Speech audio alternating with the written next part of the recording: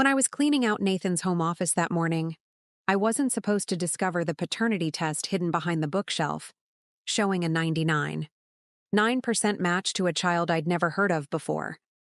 But there it was, along with years of secret, payments to his ex-girlfriend Vanessa, and photos of a little boy who had my husband's eyes. I'm Sophia Reynolds, and this is how I confronted my husband's decade of lies in front of our entire family at the event he least expected, our 10th anniversary celebration that I'd spent months planning. Before we jump back in, tell us where you're tuning in from, and if this story touches you, make sure you're subscribed. Because tomorrow, I've saved something extra special for you. The irony of discovering the truth about Nathan's secret family while preparing for our anniversary wasn't lost on me. The envelope had slipped behind his antique bookcase, and I only found it because I was clearing the room for the new furniture. Delivery. A surprise anniversary gift to upgrade his workspace. I wouldn't have even been in there if I hadn't wanted everything to be perfect for our celebration. At first, I thought it might be old medical records or something equally mundane. The yellowing envelope was dated 8 years ago, just 2 years into our marriage. But when I pulled out the contents, the clinical letterhead of Accurate Genetic Testing Services made my stomach drop. Test subject, Nathan Reynolds, positive paternity, match 99.9% to minor child Ethan Porter. My hands didn't shake. My coffee remained steady on his desk as I kept reading. 8 years of marriage, and I'd never once suspected Nathan had a child with someone else. A child conceived around the same time we were dating. A child he'd kept hidden from me while building our life together. As I kept digging through the envelope, I found more damning evidence. A series of money transfer receipts to Vanessa Porter, his college girlfriend I thought he'd broken up with years before we met. Monthly payments of $2,500 dating back 8 years. And most heartbreaking of all, school photos of a little boy who looked strikingly like Nathan. The most recent photo showed a 7-year-old with Nathan's distinctive hazel eyes and dimpled smile, proudly holding a baseball trophy. I remembered Nathan's monthly investment contributions that automatically left our account.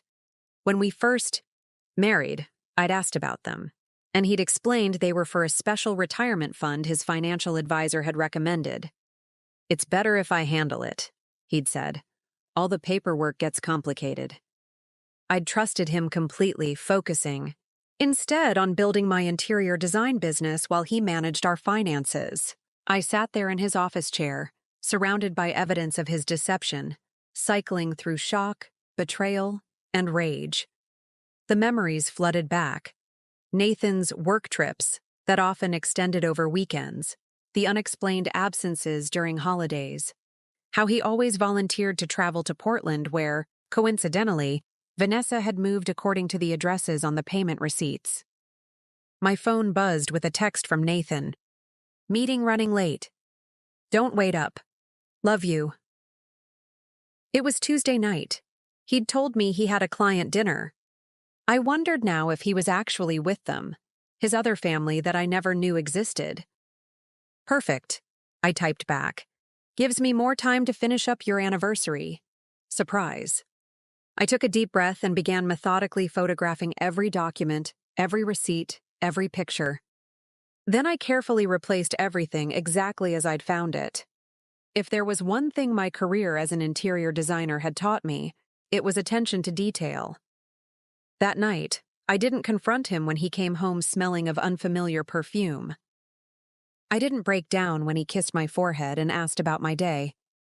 Instead, I told him about the new caterer I'd confirmed for our anniversary party, asked about his client dinner, and pretended nothing had changed. But everything had changed. In a few short hours, my perception of our entire marriage had been shattered. Every anniversary we'd celebrated, every conversation about starting our own family when the time was right, every moment of our life together now felt like part of an elaborate lie. The next morning, I waited until Nathan left for work before reaching out to the one person I knew I could trust. My best friend Renee had never fully warmed to Nathan, always saying there was something too polished about him. I'd defended him for years, believing her reservations stemmed from her own divorce. Now I wondered if her instincts had been right all along. "Coffee.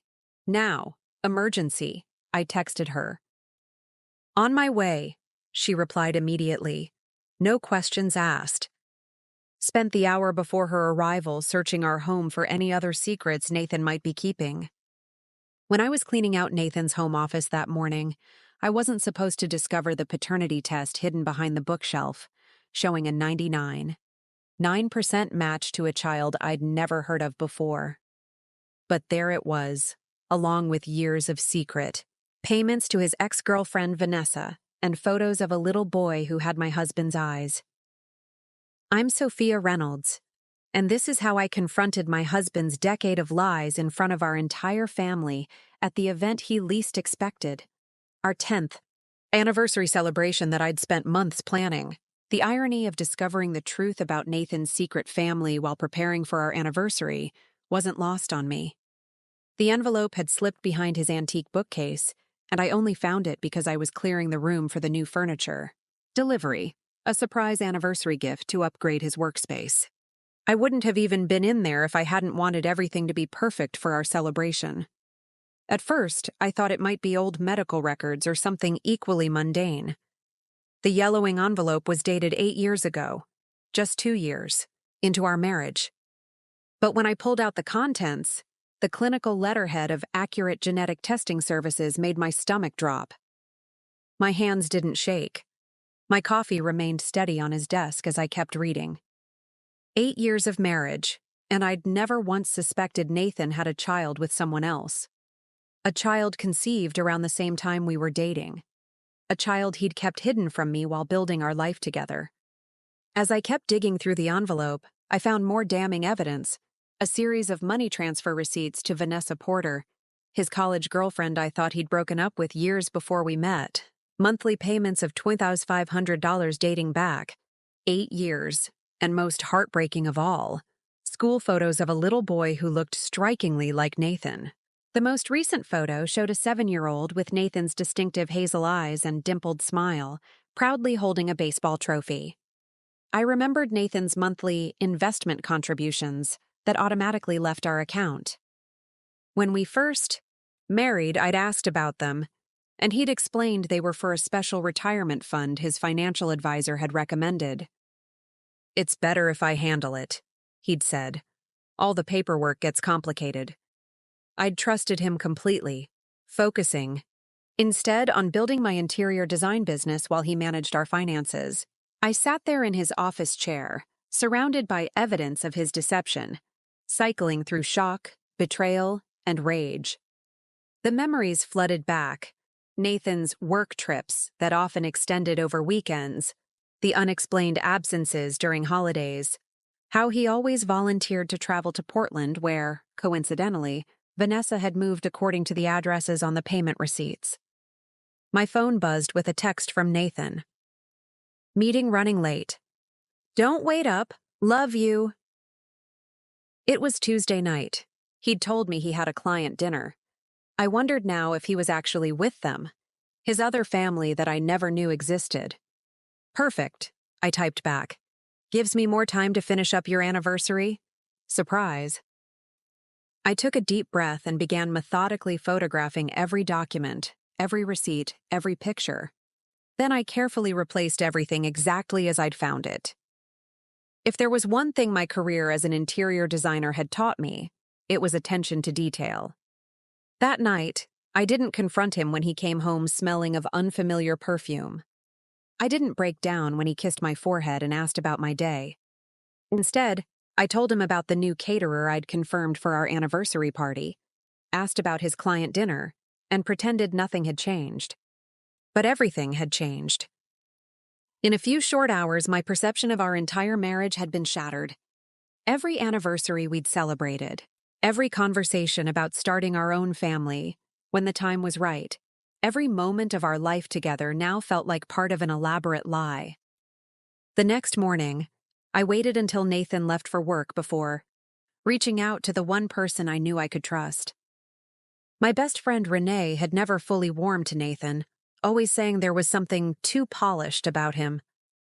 I'd defended him for years, believing her reservations stemmed from her own divorce.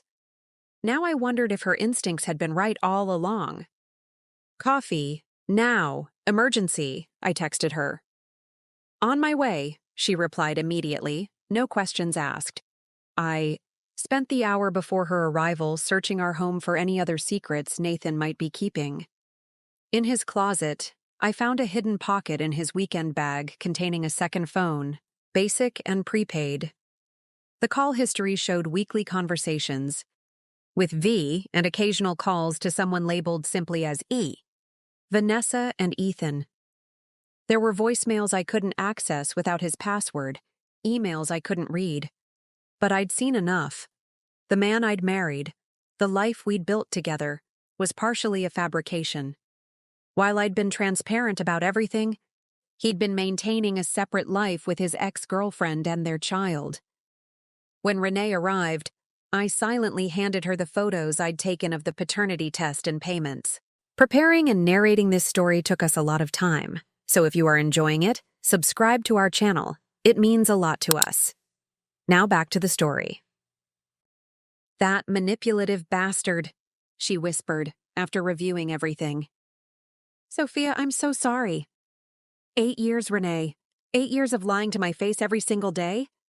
My voice sounded strange even to my own ears, calm, detached, as though I were discussing someone else's marriage. "What are you going to do? Confront him? Divorce him?"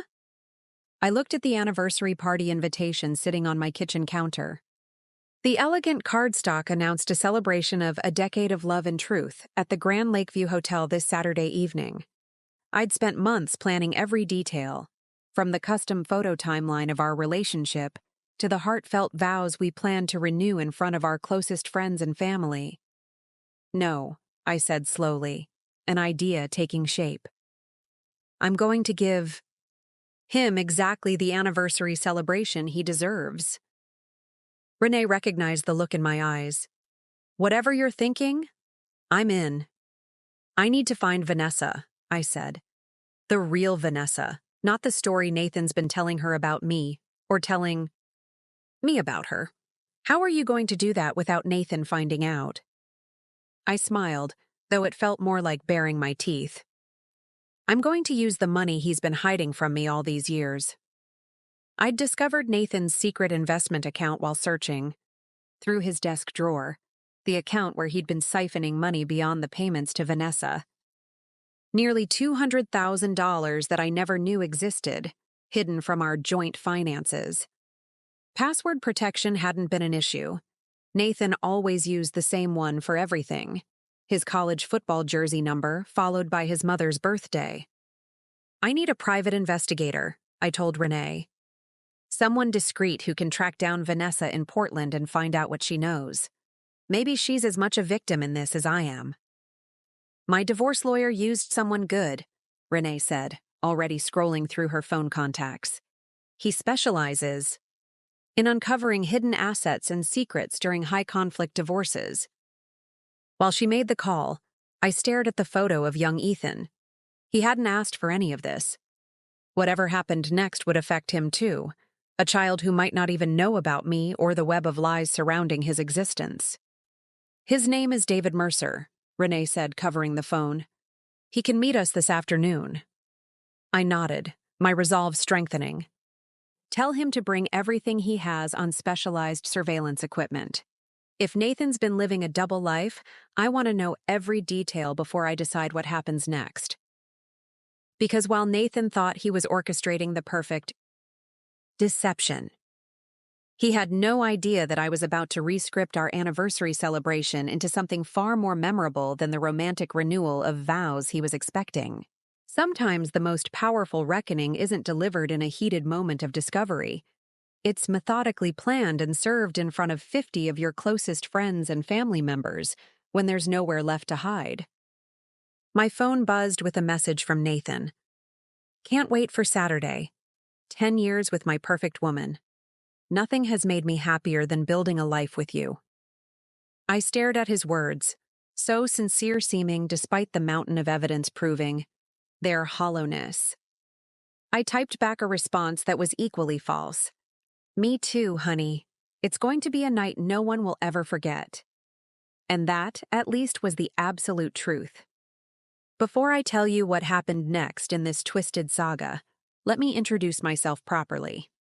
My name is Sophia Reynolds, formerly Sophia Blackwell, and until 4 days ago, I thought I was living a charmed life with my husband of 10 years. I run a successful interior design business in Seattle that I built from the ground up while supporting Nathan through his rise at a prestigious investment firm. We live, or I should say lived, in a beautifully restored craftsman home in the Queen Anne neighborhood, with views of the Space Needle and Puget Sound that took my breath away every morning. I met Nathan during my final year of design school. He was handsome, ambitious, and seemed refreshingly honest about what he wanted in life. No games, no drama, he'd promised on our third date. Just straightforward partnership. I fell for his apparent authenticity, his drive, and the way he seemed to truly see me. We married after 2 years of dating in a sunset ceremony overlooking the Pacific Ocean. It was perfect, or so I believed. The truth was that by our wedding day, Nathan was already hiding explosive secrets that would have made me reconsider everything. This is the story of how I uncovered my husband's double life and the elaborate steps I took to expose his deception in front of everyone who mattered to us. If you've ever been betrayed by someone you trusted completely, you know the disorienting feeling of questioning your entire reality. Did I miss the signs? Were there clues I overlooked because I wasn't paying attention? I'm sharing this because I want you to know you're not alone if you've experienced this kind of betrayal. And sometimes, the most empowering thing isn't walking away quietly. It's making sure the truth comes to light in a way that can't be manipulated, denied, or rewritten by the person who shattered your trust. What you're about to witness isn't just a story of revenge. It's about reclaiming my dignity and exposing the lies that stole years of my life, including my chance to make informed decisions about my own future and potential family. Nathan didn't just lie to me. He stole my right to choose my own path with complete information. If you're watching from somewhere around the world where someone has made you question your own worth because of their deception, hit subscribe and share in the comments where you're tuning in from. This channel has become a community of people supporting each other through life's unexpected betrayals, and your story matters here. Tomorrow's video will reveal the surprising discovery I made about Nathan's business trips to Portland, including hotel records that proved he was living a complete double life, so make sure your notifications are turned on so you don't miss it. But for now, let's continue with what happened after I discovered the paternity test that changed everything. David Mercer's office looked nothing like I expected. Instead of the dimly lit, cluttered space depicted in detective shows, his workplace was modern, bright, and meticulously organized. The walls displayed credentials and thank you letters from clients, tastefully framed alongside what appeared to be high-end surveillance equipment catalogs. "Mrs. Reynolds," he greeted me, his handshake firm but not overpowering. "Your friend Renee explained the basics, but I'd like to hear the situation directly from you." For the next 30 minutes, I laid out everything I'd discovered: the paternity test, the payment records, the school photos of Ethan, and the second phone.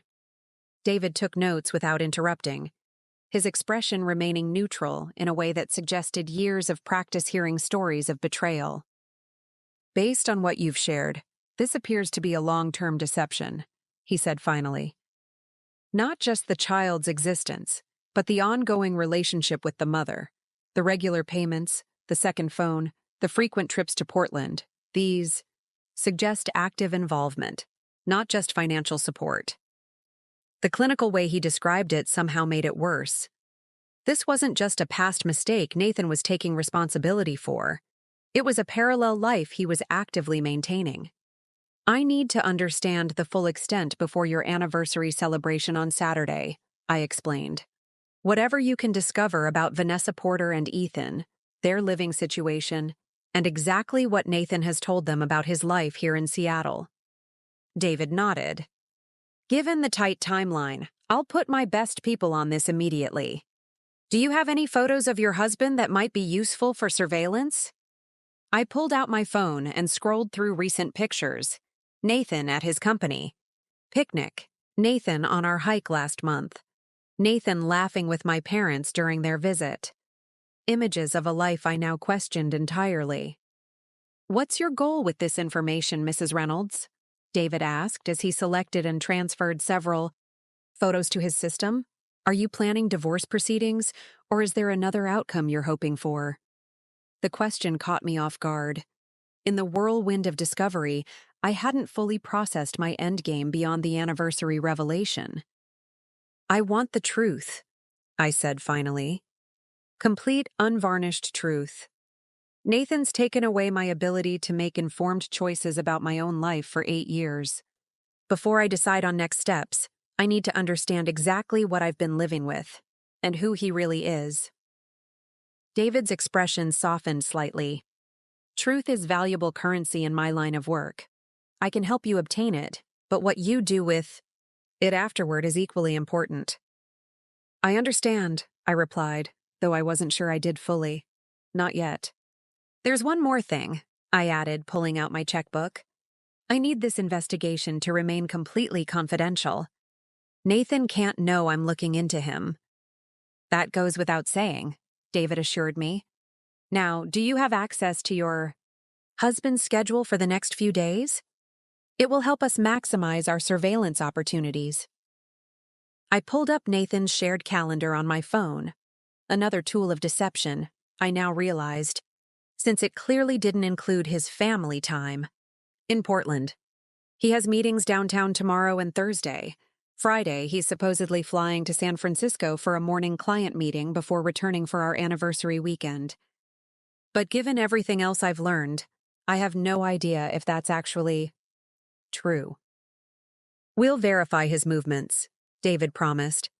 "I'll have preliminary information for you by tomorrow evening and more comprehensive findings before your Saturday event." As I prepared to leave, David handed me a small device that resembled a USB drive. "Voice-activated recorder," he explained. "Small enough to hide in a pocket or purse. Washington is a two-party consent state for recordings, so you can't use this as legal evidence, but it might help you understand conversations you have with your husband between now and Saturday." I slipped the device into my purse, feeling like I'd crossed some invisible line. The Sophia of last week would never have considered recording her husband's conversations. But that Sophia had believed in a marriage that didn't actually exist. "One final question," David said as he walked me to the door. "Do you have any reason to believe Nathan might become volatile if confronted?" The question sent an unexpected chill through me. "No," I answered automatically, then paused. "Actually, I don't know. I thought I knew him completely, but clearly I didn't. Is that something I should be worried about?" "Just a precaution," David reassured me. "We'll factor security considerations into our recommendations for your anniversary event." The drive home gave me time to process the surreal direction my life had taken. 4 days ago, I'd been finalizing floral arrangements and menu selections, excited to celebrate a decade with the man I thought I knew better than anyone. Now, I was working with a private investigator to uncover my husband's secret family before exposing him publicly. My phone rang through the car's Bluetooth system. Nathan. "Hey, beautiful." His voice filled the car, sounding relaxed and affectionate. "How's the anniversary planning going?" The casual deception in his tone made my stomach turn. How many times had he called me with that same warmth in his voice, minutes after speaking with Vanessa or Ethan? "Everything's on track," I managed, keeping my voice steady. "Just finalized some details with the hotel today." "You've always been amazing at this stuff," he said. "I'd have just ordered some champagne and called it a day. That's why we're perfect together. You see the details I miss." The irony wasn't lost on me. Yes, I was finally seeing the details he'd worked so hard to keep me from noticing. "Anyway," he continued, "I'm stuck at the office for another few hours. Don't wait up for dinner." "Actually," I improvised, I'm meeting with clients about their lake house renovation. Probably won't be home until late myself. Perfect, he replied, too quickly. Then I won't feel guilty about these reports. Love you, Soph. Love you too, I responded automatically, then added, Oh, Nathan. I was thinking about maybe joining you on your San Francisco trip Friday. It's been ages since we've done a spontaneous getaway. The pause that followed lasted just a beat too long. It would be great, but it's literally just a morning meeting and then right back for our party prep. Not much of a getaway. Maybe next month we could plan something proper? Just a thought, I said lightly. See you tonight. I ended the call and immediately pulled over, my hands shaking too badly to drive. The ease with which he lied, the practiced way he deflected my suggestion. It painted a picture of a man who had perfected the art of deception. The recorder David had given me sat heavily in my purse. I hadn't planned to use it so soon, but Nathan's smooth lies had triggered something in me. Tonight I decided I would begin documenting everything. Because while Nathan thought he was maintaining perfect control over his two separate worlds, he had no idea that in just 4 days, those worlds were going to collide spectacularly. My phone pinged with a text from Renee. How did it go with David? He's on it, I replied. And I think I've decided what's happening at our anniversary party. What do you need from me? She texted back immediately. I took a deep breath and typed, Help me find Vanessa Porter. I think it's time she received a special invitation to our celebration of truth. Because sometimes, the most powerful moment of reckoning isn't delivered through angry accusations. It's orchestrated through careful planning and delivered when the audience includes everyone who needs to witness the truth unfold. That night, I returned to our house, the house I'd lovingly designed and decorated, transforming it from the dated property we'd purchased into a showcase home that had been featured in Seattle Home and Garden last year. Every corner held memories I now questioned. The reading nook where Nathan would sit with his coffee on Sunday mornings. Had he been texting Vanessa while I thought he was reading the news? The kitchen island where we'd shared countless meals. Had he been mentally cataloging stories to share with his son afterward? I wandered through the rooms, seeing our life together through new eyes. Photographs lined the hallway chronicling our decade together, hiking in the Cascades, sailing on Puget Sound, celebrating with friends at countless dinner parties I'd hosted. So many smiles, so many moments that felt genuine. Had any of it been real? In our bedroom, I opened the closet and ran my fingers over Nathan's precisely organized shirts. My design sense complemented his methodical nature, or so I'd thought. Now I recognized his careful organization as necessary compartmentalization. A man living 2 lives needed impeccable systems to keep his lies straight. I pulled out the recorder David had given me and slipped it into the pocket of my robe. Then I methodically began examining the bedroom with fresh eyes, looking for any other evidence Nathan might have hidden. The bedside table held nothing unusual. His dresser contained only the expected items. But when I moved to his closet and began checking pockets, I found a receipt crumpled in his blue blazer, the one he'd worn last weekend when he'd claimed to be golfing with clients. The receipt was from a toy store in Portland, dated last Saturday. Deluxe Astronomy Kit, $89.99 was circled, along with a handwritten note. Perfect for E's birthday. I photographed the receipt with shaking hands. E's birthday. Ethan's birthday. While telling me he was networking with clients, Nathan had actually been shopping for his son's gift. This discovery led me to dig deeper into our finances. Nathan handled most of our banking, another red flag I'd missed, interpreting it as him taking on his share of our household management, rather than as a strategy to hide his double life. I knew our password to the main accounts, but I'd rarely logged in, trusting the summaries Nathan provided. Sitting at my desk, I accessed our joint accounts and began downloading statements from the past 5 years. A pattern quickly emerged. Regular withdrawals, always between $3,000 and $4,000, labeled blandly as investment transfer. These occurred like clockwork, once a month, and always a few days after Nathan's direct deposit hit our account. I calculated quickly, at roughly $3,500 per month for 8 years, Nathan had diverted approximately $336,000 from our marriage to his secret family. Money that could have funded the family we'd discussed having but always seemed to postpone for the right time. Money that could have expanded my business years earlier than I'd been able to. Money that should have been ours, not dedicated, to maintaining his elaborate lie. The magnitude of the deception made me physically ill. I barely made it to the bathroom before emptying the contents of my stomach. As I rinsed my mouth afterward, I caught sight of my reflection. Pale, eyes, hollow with shock. This was trauma, I realized. Not just anger or betrayal, but genuine trauma from having my reality shattered. I heard the garage door open downstairs. Nathan was home. Quickly, I closed the browser tabs, shut down the laptop, and tried to compose myself. The recorder in my pocket felt heavy with purpose. "Soph?" Nathan called up the stairs. "You home?" "Babe?" "In the bedroom," I managed, my voice steadier than I expected. He appeared in the doorway moments later, looking exactly as he always did. Handsome in his tailored suit, tie loosened after a long day, smile crinkling the corners of his eyes. How many times had that same smile greeted Vanessa?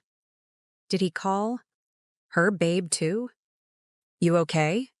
he asked, brow furrowing with what appeared to be genuine concern. "You look pale." "Just tired," I lied.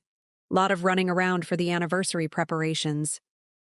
Nathan sat beside me on the bed, placing his hand on my forehead in a gesture of caring that now felt like another performance. "No fever. Maybe you're coming down with something?" "Maybe," I agreed. "How was your day? Those reports get finished?" "God, don't remind me," he groaned, loosening his tie further. "Finance committee is breathing down my neck about the Henderson portfolio. Nothing I can't handle, but the timing's brutal with San Francisco on Friday." I nodded sympathetically, marveling at how easily the fabrications flowed from him. There was no hesitation, no telltale signs of deception I could detect. Had he always been this practiced a liar? Or had 8 years of maintaining 2 separate lives honed his skills to this frightening level of perfection? "Speaking of Friday," I ventured, "are you sure you need to go? The party's Saturday night and there's still so much to finalize." Nathan's expression shifted to one of mild irritation. "Soph, we've been over this. It's one morning meeting. Back by mid-afternoon. Plenty of time for whatever last-minute details need handling." He softened, squeezing my hand. 10 years deserves celebrating properly. I wouldn't miss it for anything.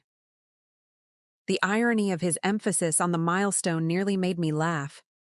10 years of marriage, 8 of which included active deception about a child he'd fathered.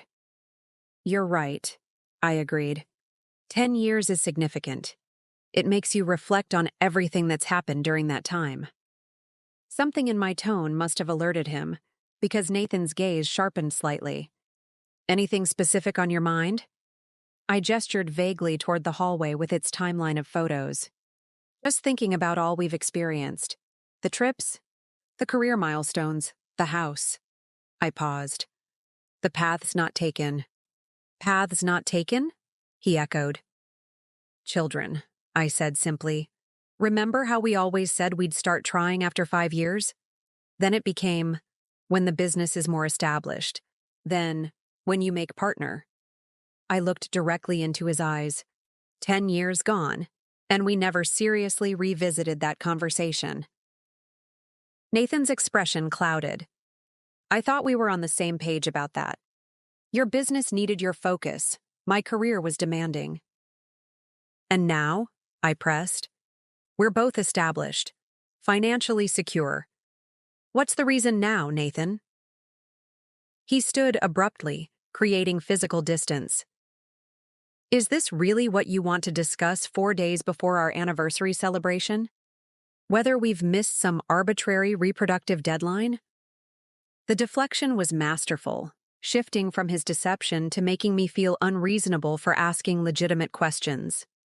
Another tactic I now recognized in retrospect.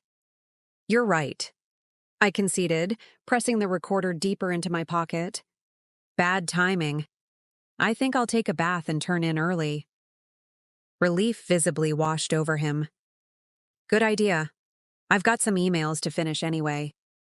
He kissed the top of my head, a gesture that had once felt tender, but now seemed designed to avoid my eyes. Love you, Soph. Love you too, I responded automatically, the words hollow. After Nathan retreated to his home office, I ran the bath but didn't get in. Instead, I returned to my laptop and began a new search. Vanessa Porter, Portland, Oregon. The results were limited but promising. A LinkedIn profile for a Vanessa Porter who worked as an elementary school art teacher in Portland. Her profile photo showed a woman with warm brown eyes and curly hair pulled back in a professional style. She looked kind, accomplished, not the homewrecker I'd initially imagined in my anger, but possibly another victim of Nathan's compartmentalized life. I sent the link to David Mercer with a brief message. Potential match. Can you confirm if this is our Vanessa? His response came minutes later. Already on it. Preliminary surveillance in place. We'll update tomorrow with confirmation and details. I closed my laptop and finally sank into the bath, letting the hot water ease the physical tension while my mind continued working through the implications of everything I'd discovered. The recorder sat on the bath mat, still running, capturing the sound of occasional tears splashing into the water, evidence of the genuine grief I was experiencing for the marriage I'd thought I had. By morning, I'd made a decision.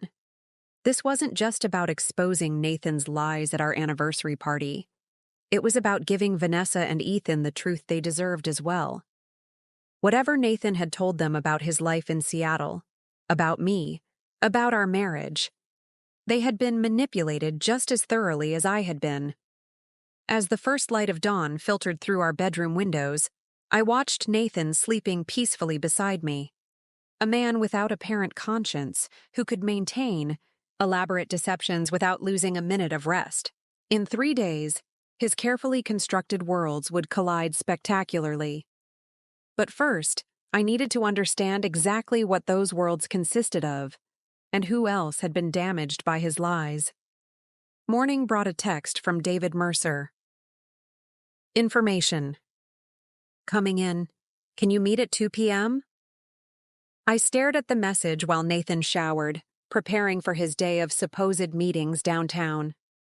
My interior design clients had been rescheduled or temporarily handed off to my assistant Mia, a move that would have been unthinkable a week ago when I prided myself on personal service.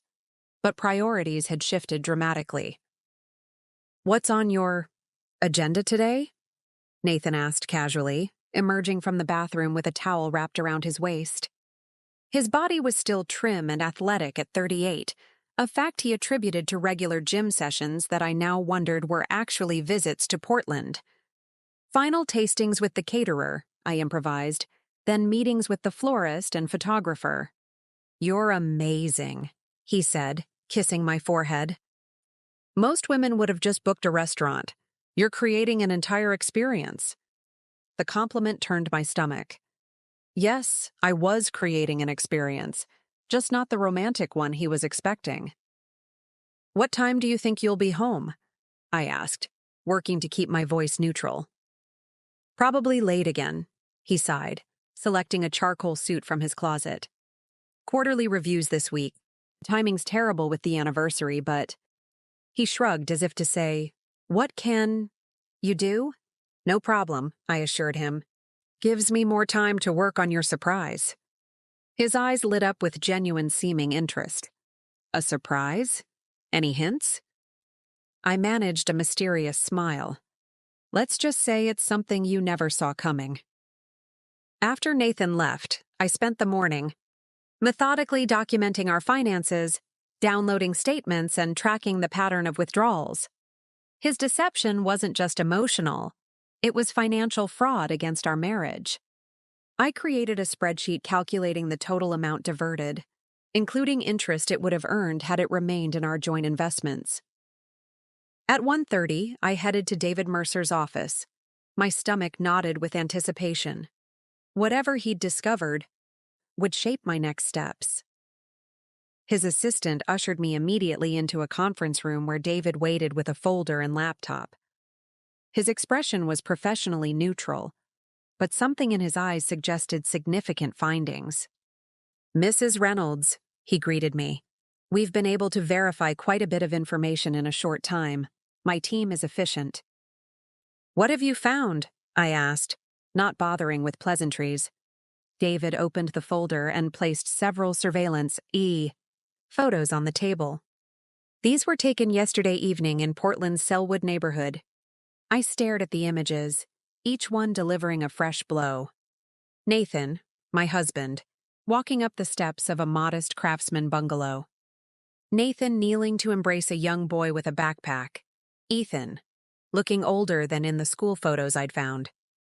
And most devastatingly, Nathan with his arm around a woman's waist, Vanessa, as they all entered the house together. They look like— I couldn't finish the sentence. "A family," David completed gently. "Yes, that appears to be the case." He placed another set of photos on the table. "These are from this morning. Your husband left your house at 7:30 a.m., as you know. These show him boarding the 8:15 train to Portland, not driving to his office. Downtown, as he told you." I checked my watch, just past 2 p.m. "He's in Portland right now? Not at quarterly reviews?" "Correct. One of my investigators observed him meeting the boy, Ethan, at school for what appeared to be a lunch outing, then returning him to classes before heading to the house in Selwood." The room seemed to tilt slightly. Nathan hadn't even gone. "To work today. The quarterly reviews, the late meetings, all fabricated to spend time with his other family." "There's more," David said, turning his laptop toward me.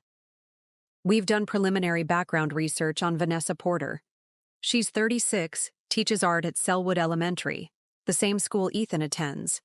She's lived in that house for approximately 7 years, and property records show it was purchased with a substantial down payment right around that time. Using funds from our accounts," I supplied. The timeline matched perfectly with when the regular withdrawals had begun. "Most likely," David agreed. "Now, regarding their relationship status, Vanessa Porter has identified herself as a single mother on school records and social media. However, neighbors report that your husband is a regular presence. One particularly chatty neighbor told my investigator that Mr. Reynolds visits several weekends a month and for longer periods during school holidays." "Mr. Reynolds?" I repeated, the implications sinking in. "He uses his real name there?" "Yes, though we haven't confirmed whether Vanessa and Ethan use the Reynolds surname or if they maintain Porter. What we do know is that locals recognize him as a familiar presence in the neighborhood, not an occasional visitor." David hesitated, seeming to weigh his next words carefully. "Mrs. Reynolds, there's something else you should know. According to the same neighbor, your husband has described his situation as being complicated. He's apparently told people he's separated from his wife in Seattle but unable to finalize the divorce due to financial entanglements." The shock of this revelation hit harder than anything before. Nathan wasn't just maintaining a separate relationship, he was actively misrepresenting our marriage as failed, positioning himself as unavailable but committed to Vanessa and Ethan. "Separated," I echoed hollowly. "For how long, according to this fiction he's created?" The neighbor wasn't specific, but indicated it had been the status quo for years. Years. While I'd been planning dinner parties, supporting his career, and designing our dream home, Nathan had been portraying me as an obstacle to his true happiness, a soon-to-be ex-wife he simply hadn't gotten around to divorcing. "There's one more thing," David said, pulling out a final document. Financial records show that 2 years ago, your husband established a separate bank account in Portland with Vanessa Porter listed as having power of attorney. Monthly transfers from an account in Seattle fund it regularly. So she has access to money he's diverting from our marriage, I concluded. Yes, but the arrangement suggests something more established than simply child support payments. This looks more like shared finances, I finished. A family account. David nodded solemnly. My assessment exactly. I sat in silence for several minutes, absorbing the magnitude of Nathan's deception. This wasn't just about a child from a previous relationship he'd hidden. He was actively living as a part-time husband and father in Portland, presenting himself as committed to Vanessa while merely delayed in ending his marriage to me. I need to meet her, I said finally. David's eyebrows rose. Are you sure that's wise? In my experience, this isn't just about exposing Nathan anymore, I interrupted. Vanessa deserves to know the truth too. He's been lying to both of us. For years. And if she already knows about you? If she's a willing participant in this deception? I considered this possibility. Then I'll adjust my approach accordingly. But I need to see for myself. David's expression remained concerned. If you're determined to do this, we should plan it carefully. Your husband is currently in Portland, but scheduled to return to Seattle this evening according to the train tickets he's purchased. That gives us a window when you could potentially meet Vanessa without him present. Today? The prospect of confronting her so soon sent adrenaline coursing through me. It would be possible, David confirmed. I could arrange for a car to take you to Portland immediately. You could be there by early evening when the boy would likely be home from school. But Mrs. Reynolds, I strongly advise having a clear objective. For this meeting, what exactly do you hope to accomplish? The question gave me pause. What did I want from a confrontation with Vanessa? Understanding, I said finally. I need to know if she's a victim or an accomplice. I need to know what Nathan has told her about me, about our marriage, and monthly transfers from an account in Seattle fund it regularly. So she has access to money he's diverting from our marriage, I concluded. Yes, but the arrangement suggests something more established than simply child support payments. This looks more like shared finances, I finished. A family account. David nodded solemnly.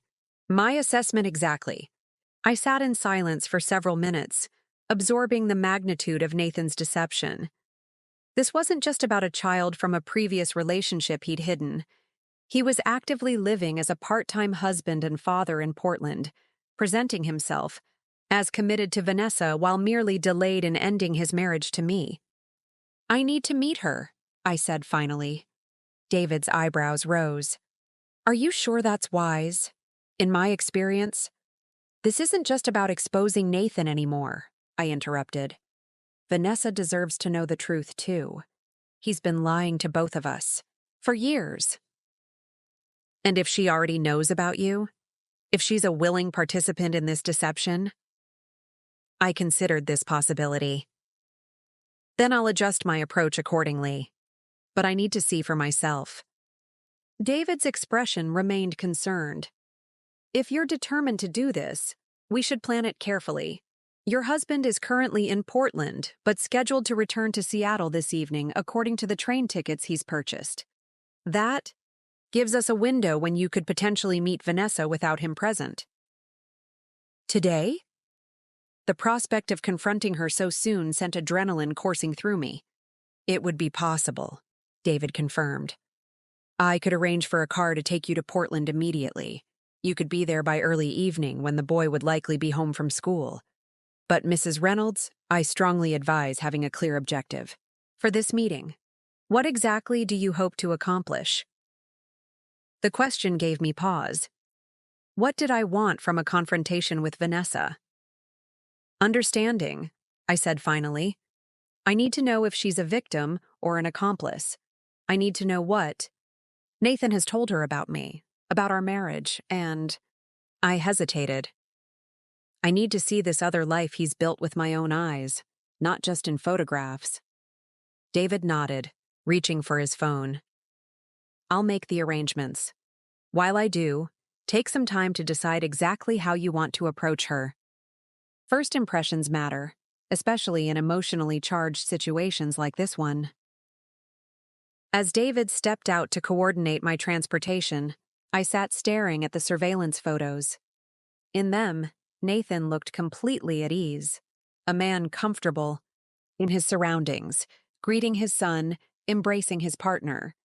There was no hesitation, no furtiveness that might suggest he felt he was doing something wrong. My phone buzzed with a text from Nathan. Meeting's running long. Probably won't be home until after dinner. Don't wait up. The audacity of the lie, sent while he was actually spending the day with his other family, made something harden within. I typed back. No problem. Having dinner with Renee to finalize some anniversary details. Sleep well. David returned with confirmation of my transportation. The car will be ready in 20 minutes. My associate will drive you to Portland and wait while you conduct your conversation with Ms. Porter. He'll ensure your safety and bring you back to Seattle afterward. Thank you, I said, gathering the photos and documents he'd shared. There's one more thing I need to know before I go. The trip Nathan has planned for Friday, the supposed San Francisco client meeting. Have your people been able to verify whether that's legitimate? David's expression confirmed my suspicions before he spoke. There is no San Francisco trip. Mrs. Reynolds. He's purchased train tickets to Portland for Friday morning. A reservation exists under his name at the Riverside Hotel in Portland for Friday night, a suite. Based on previous patterns, it appears he's planning to spend Friday night with Vanessa and Ethan, then return to Seattle Saturday morning for your anniversary celebration. The pieces clicked into place with devastating clarity. Nathan had scheduled a pre-anniversary celebration with his other family before attending our milestone event. The compartmentalization was breathtaking in its calculation. Mrs. Reynolds, David said gently, are you still planning to proceed with your anniversary party after everything you've learned? I met his gaze steadily. Absolutely. But it's evolved into something different than what I originally planned. Now it's about truth, making sure everyone involved finally sees reality clearly, without Nathan's manipulations obscuring it. As I gathered my purse to leave, David offered one final piece of advice. When you meet Vanessa Porter today, remember that anger directed at her may be misdirected. Based on what we've uncovered, there's a significant possibility that she believes herself to be in an exclusive, committed relationship with a man who's separated from his wife and simply waiting for the right time to finalize his divorce. His words reinforced my evolving understanding of the situation. Vanessa might not be my enemy. She might be another woman who had been thoroughly deceived by the same man who had betrayed me. I understand, I assured him. This meeting isn't about confrontation. It's about discovering the full truth, whatever that turns out to be. The drive to Portland took just under 3 hours, giving me time to process everything I'd learned and prepare for the confrontation ahead. David's associate, a former military man named Kevin who spoke little but exuded competence, occasionally glanced at me in the rearview mirror as if assessing my emotional state.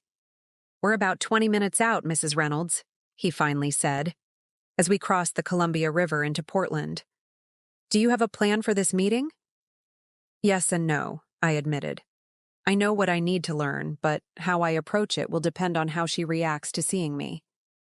If I may offer a suggestion, Kevin said carefully, in my experience, leading with accusations rarely produces honest conversation.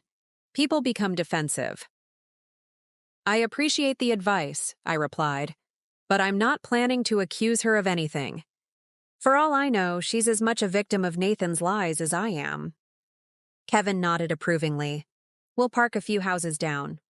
I'll remain with the vehicle, but within sight of the residence. If you need assistance, just step outside and signal. As we turned onto the tree-lined street of Vanessa's neighborhood, anxiety knotted my stomach. The modest houses with their well-tended gardens spoke of middle-class stability, a far cry from our upscale Queen Anne property, but charming in their authenticity. We passed Nathan's silver Lexus parked in front of a blue Craftsman bungalow, confirming he was still there. My courage nearly failed me at the sight. "Keep driving," I instructed Kevin. "He's still there. We need to wait." We circled the neighborhood for another hour, parking occasionally with a view of the house. Just as the sun began its descent, I watched Nathan emerge with Ethan. They tossed a baseball back and forth in the front yard for a few minutes before Nathan pulled the boy into a tight hug, ruffled his hair, and climbed into his car. "That's my husband," I said unnecessarily. "And his son." Kevin remained silent, allowing me the dignity of processing the surreal moment without commentary. We watched Nathan's car disappear around the corner, presumably heading toward the Tow train station for his return journey to Seattle, to me, carrying the fiction of his day of business meetings. "Now," I said, my voice steadier than I expected. "Let's go." Kevin parked several houses away as promised. Before exiting, I checked my appearance in the compact mirror. Pale but composed, no trace of the emotional turbulence within visible on my face. I'd dressed intentionally in a professional navy sheath dress and blazer, the kind of outfit I'd wear to meet potential clients. Polished but not intimidating. The walk to Vanessa's front door felt simultaneously endless and too brief. My knuckles had barely touched the wood when the door swung open, revealing the woman I'd seen in photographs. Curly hair now loose around her shoulders, kind eyes, a puzzled expression forming as she registered the presence of a stranger. "Vanessa Porter?" I asked, though I knew perfectly well who she was. "Yes," she confirmed, wariness creeping into her expression. "Can I help you?" I took a deep breath. "My name is Sophia Reynolds. I believe we need to talk." The color drained from her face as the significance of my name registered. Her eyes darted past me to the street, perhaps checking whether Nathan had returned. "He just left," I said quietly. "He's on his way back to Seattle, to our home." Her hand gripped the door frame, knuckles whitening. You're Nathan's wife." "Yes, though I'm curious what he's told you about me." Confusion clouded her features. "Ex-wife," she corrected uncertainly. "Or almost ex. You've been separated for years." Just as David had discovered. I nodded sympathetically. "May I come in? I think we both deserve a conversation that isn't rushed or conducted on your doorstep." Hesitation flickered across her face, followed by resignation. She stepped back, opening the door wider. "Ethan's in his room doing homework.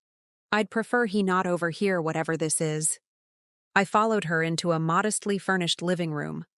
Children's artwork adorned the walls alongside framed photographs, many featuring Nathan with Vanessa and Ethan in various settings, hiking, at the beach, celebrating birthdays, a parallel life documented in plain sight. "Is this some kind of intimidation tactic?" Vanessa asked once we were seated, her voice gaining strength. "Because if you're here to threaten me about the divorce settlement—" "Divorce settlement?" I echoed. "Vanessa, there is no divorce. There never has been. Nathan and I have been continuously married for 10 years. This Saturday, we're hosting our anniversary celebration with 50 of our closest friends and family." Her expression shifted from defensive to confused, then to dawning horror. That's not possible. He's been separated from his wife in Seattle for years. The divorce has been held up because of property complications and business entanglements." "I'm afraid that's not true," I said gently, opening my purse to extract copies of the documents David had provided. "This is our most recent joint tax filing. These are photographs from our holiday party 3 months ago. And this," I placed our anniversary invitation on the coffee table, "is what 50 people will be receiving tomorrow morning for our celebration this weekend." Vanessa's hands trembled as she examined the evidence. "I don't understand." she whispered. "We've been together for 8 years. He's Ethan's father. He's here every week, sometimes more." "I know," I acknowledged. "I just found out about you. And Ethan 4 days ago. Nathan has been living a complete double life, lying to both of us." She shook her head vehemently. "No, that's not. He wouldn't." Her eyes fell on a photograph of Nathan and me from Christmas. How could he possibly maintain all these years? "His business trips," I suggested. "The client meetings, the conferences. For me, those were the times he was supposedly working. For you, those were the times he had to be in Seattle to handle business and maintain appearances until the divorce was finalized," she completed, realization dawning in her eyes. Oh my God. I watched as Vanessa's world imploded just as mine had days earlier. The same disbelief, the same desperate search for an alternative explanation, the same crushing acceptance as evidence mounted beyond denial. "The house payments," she said suddenly. "He sends money for Ethan and contributes to the mortgage. He said it was from his separate accounts, that your financial entanglements didn't affect his ability to support us." "That money came from our joint accounts," I clarified. "Approximately $336,000 over 8 years, withdrawn in monthly increments and labeled as investment transfers." Vanessa pressed her hands to her mouth, tears spilling down her cheeks. "I never would have. If I'd known he was still married, actually married. I'm not that person. I wouldn't destroy another woman's marriage." I believed her. The shock and horror in her eyes couldn't be faked. "I know," I assured her, "which is why I came to you directly instead of just confronting Nathan. I needed to understand whether you were complicit or another victim of his manipulation." She wiped her tears with shaking hands. "Ethan adores him. Nathan never missed a school play, a baseball game, a parent-teacher conference. How could someone show up consistently for 8 years while living a complete lie?" The question had haunted me as well, the sheer dedication required to maintain such an elaborate deception for so many years. The mental compartmentalization was almost pathological. "Vanessa," I said carefully, "I need to ask you something important. What has Nathan told you about his plans? About your future together?" She gave a bitter laugh. "That once the divorce was finalized, we could finally be a proper family. Maybe have another child. Maybe get married. Though he's been hesitant about rushing into another marriage after his first one failed." Her eyes widened at a new realization. "He was never going to divorce you, was he? This was never going to be resolved." "I don't think so," I admitted.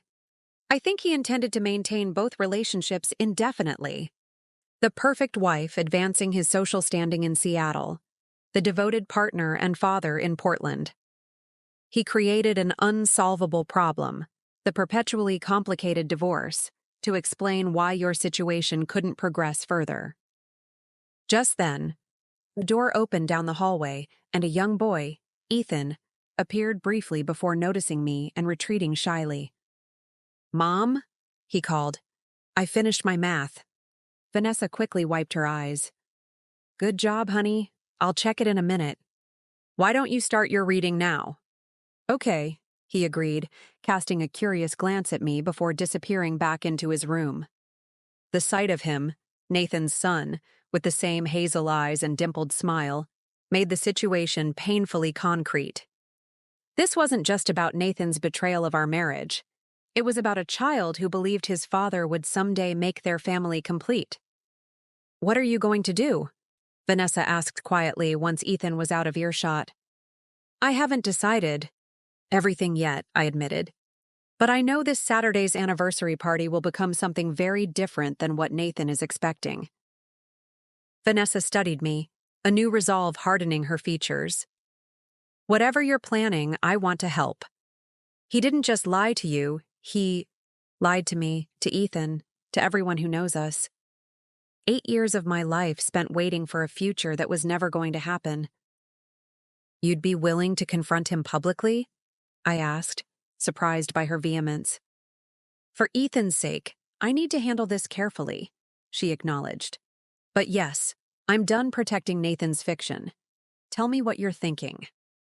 For the next hour, Vanessa and I compared notes, filling in gaps in each other's understanding of Nathan's elaborately constructed double life. The picture that emerged was of a man who had methodically created and maintained two completely separate existences, tailoring his lies to fit what each of us most wanted to hear. To me, he'd portrayed himself as fully committed to our marriage, but hesitant about children until our careers were more established. To Vanessa, he'd presented himself as a devoted father, trapped in a loveless marriage he was working to exit gracefully.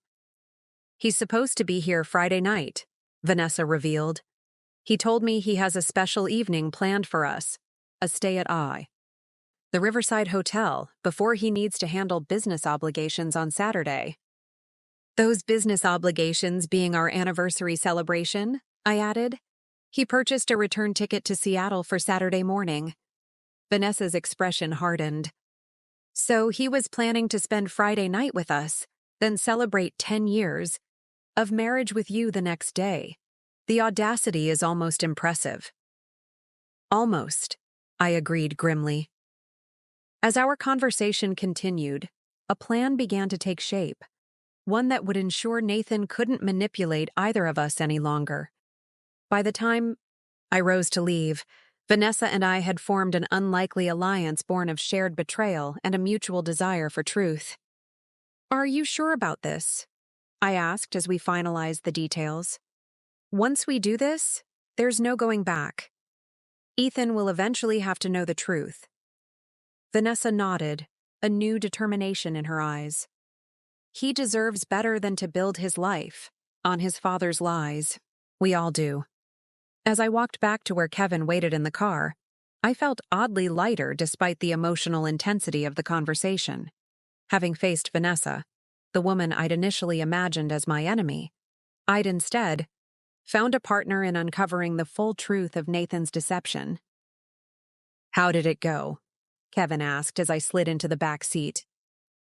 Better than expected, I replied, watching Vanessa's house recede in the side mirror as we pulled away. I think I just found the most powerful ally possible for what comes next. Because while Nathan believed he was masterfully managing his double life, preparing to balance his anniversary celebration with a pre-anniversary evening with his other family, he had no idea that the two women he'd deceived were now comparing notes and coordinating their response. His carefully separated worlds were about to collide spectacularly, and there would be nowhere for him to hide. The return drive to Seattle gave me time to process my conversation with Vanessa and finalize the details of our coordinated plan. By the time Kevin dropped me off at home, it was nearly midnight. Nathan's car was in the garage, and lights glowed softly from our bedroom window.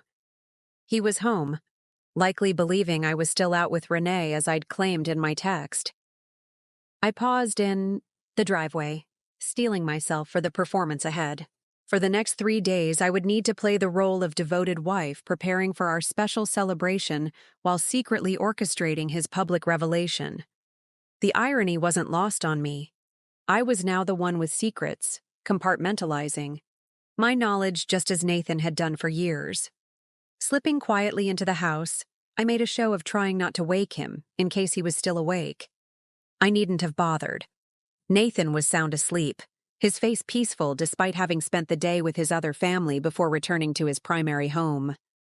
How could someone sleep so soundly while maintaining such massive deceptions? The disconnect was almost pathological. I changed in the bathroom, avoiding looking at the marital bed we'd shared for 10 years.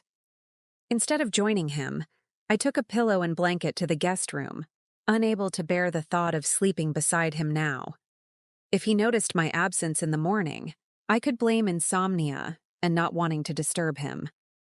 Sleep eluded me as I replayed my conversation with Vanessa, comparing the fiction Nathan had created for her with the reality of our marriage. The calculated nature of his deception was staggering.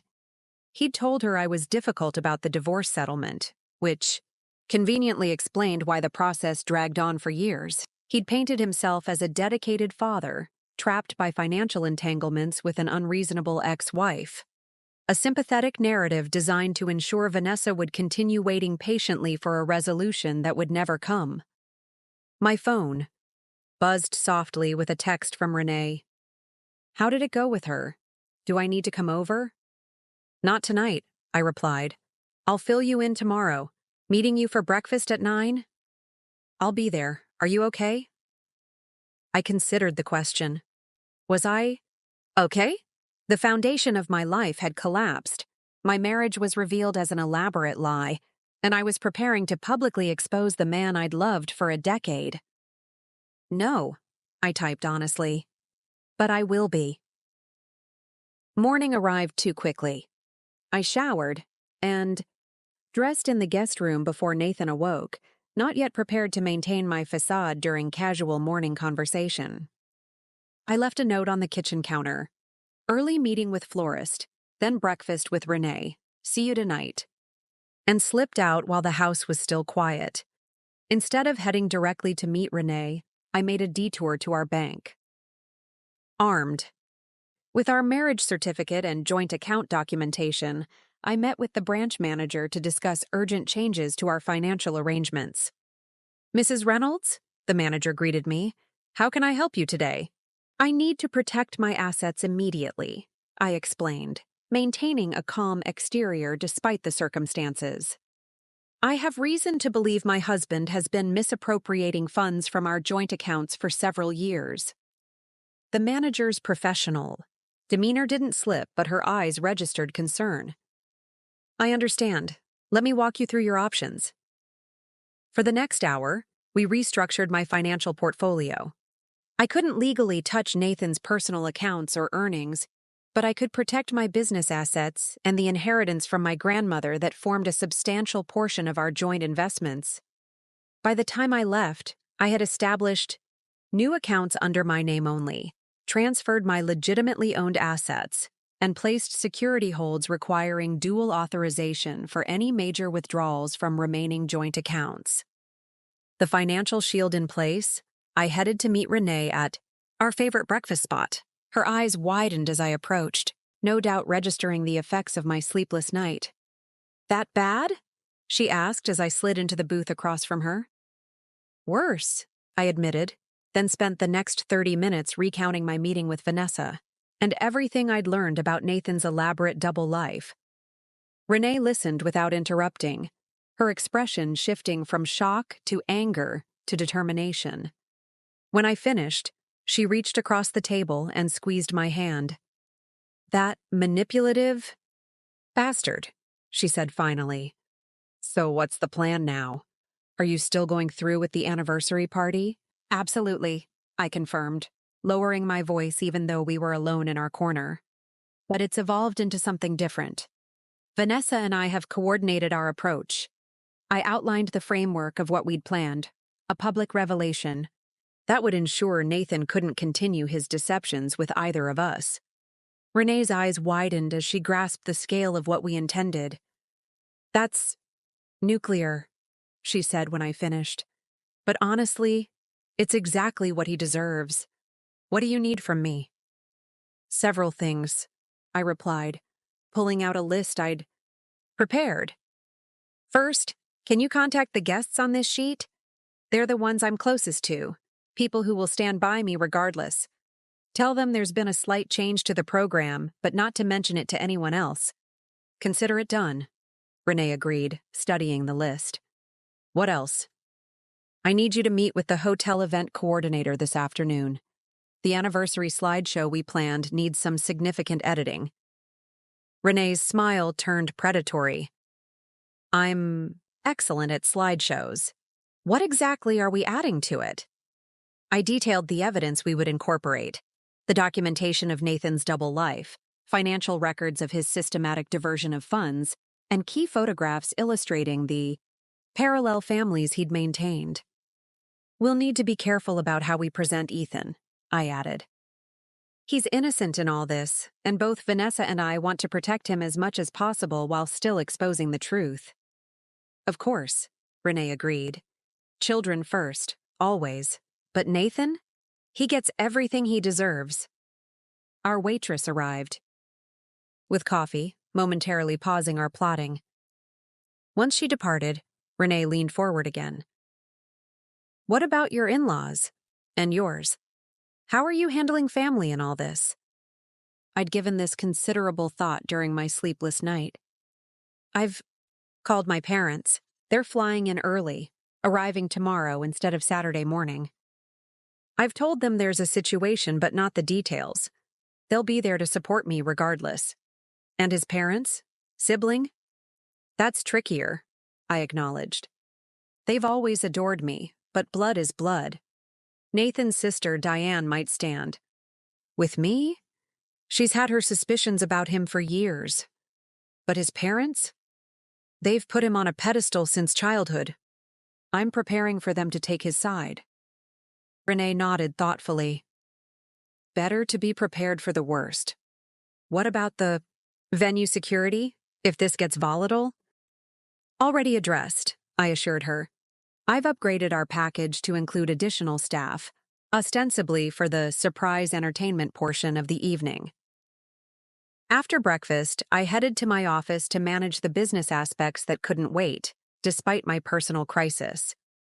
My assistant Mia had handled most client communications, but several design decisions needed my direct input. Everything okay? Mia asked cautiously, clearly sensing my distraction. You've rescheduled more meetings this week than in the entire 5 years I've worked for you. I considered how much to share with her. Mia wasn't just an employee. She'd become a friend over the years, and she'd worked closely with Nathan on the investment banking he'd done for my business. Not really, I admitted. But it will be after Saturday. Can you hold things together until then? Her eyes narrowed slightly. Of course. And if you need anything at all, just say the word. Actually, I said, an idea forming. There is something. Nathan's financial records for the business, the ones he manages for tax purposes. Do we have copies here, or only at the house? We should have everything, Mia confirmed, moving to the filing cabinet. I always insist on backup copies of all financial documents. Why? What are you looking for? Discrepancies, I said simply. Things that don't add up. Understanding dawned in her eyes. Mia had experienced her own painful divorce 2 years earlier after discovering her husband's infidelity. Say no more. Give me a few hours with these, and I'll find anything that looks suspicious. With Mia focused on the business finances, I turned my attention to the personal aspects of our revelation plan. I needed to gather key items that would make Nathan's double life undeniable to our assembled guests. My first step was to extract and organize the evidence David Mercer had provided: the surveillance photos of Nathan with Vanessa and Ethan, property records of the Portland home, financial trail of diverted funds, and travel records showing the pattern of his business trips. Next, I accessed our home computer, searching directories I rarely explored. In a folder labeled Tax Documentation 2016, I found a subfolder titled eSchool, containing dozens of photographs of Ethan through the years. First day of kindergarten, baseball games, birthday parties. Nathan had hidden evidence of his son in plain sight, disguised as boring financial records I'd never have reason to examine. I downloaded everything to a secure cloud account I'd created, then to a USB drive that would become part of our presentation materials. Throughout this process, I maintained text communication with Vanessa, who was conducting her own evidence gathering in Portland. Found Nathan's second phone charger hidden in Ethan's bookshelf, she messaged. Also birthday cards addressed to Dad going back years, photographing everything. Perfect, I replied. Any luck with the emails? Yes, forwarding them now. He's been sending similar messages to both of us, some almost identical. The emails she sent made my stomach turn. Nathan had used the same phrases, the same terms of endearment, the same promises to both of us. Even his complaints were mirrored, telling Vanessa he was exhausted from dealing with difficult clients in Seattle while telling me he was drained from challenging accounts in Portland. The calculated parallelism of his deceptions was almost artistic in its thoroughness. By mid-afternoon, I'd compiled a devastating dossier documenting Nathan's double life. Renee texted confirmation that she'd met with the hotel coordinator and updated the anniversary slideshow with our new materials, and Mia had flagged several concerning patterns in the business finances that suggested Nathan might have been skimming. More than I'd initially realized. The pieces were falling into place for Saturday's revelation. But first, I had to navigate 2 more days of pretending nothing had changed, including tonight's dinner with Nathan, who believed I remained blissfully ignorant of his deception. As I drove home to prepare for this performance, my phone rang. Vanessa. "There's something else you should know," she said without preamble. "I've been going through Ethan's baby book, and I found the original birth certificate. Nathan is listed as the father, but there's something important about the timing." "What is it?" I asked, pulling over to focus on the conversation. "Ethan was born 7 months after Nathan married you. He wasn't conceived before your relationship, as I'd assumed. He was conceived after your wedding." The revelation hit me like a physical blow. Not only had Nathan hidden Ethan's existence, but the child had been conceived during our marriage. The ultimate betrayal from the very beginning of our life together. "I'm so sorry," Vanessa continued, her voice breaking. "I had no idea you were already married when Ethan was. I would never have." "It's not your fault," I assured her, my voice steady despite the fresh wave of pain. "This is on Nathan, not you. It just makes what we're doing even more necessary."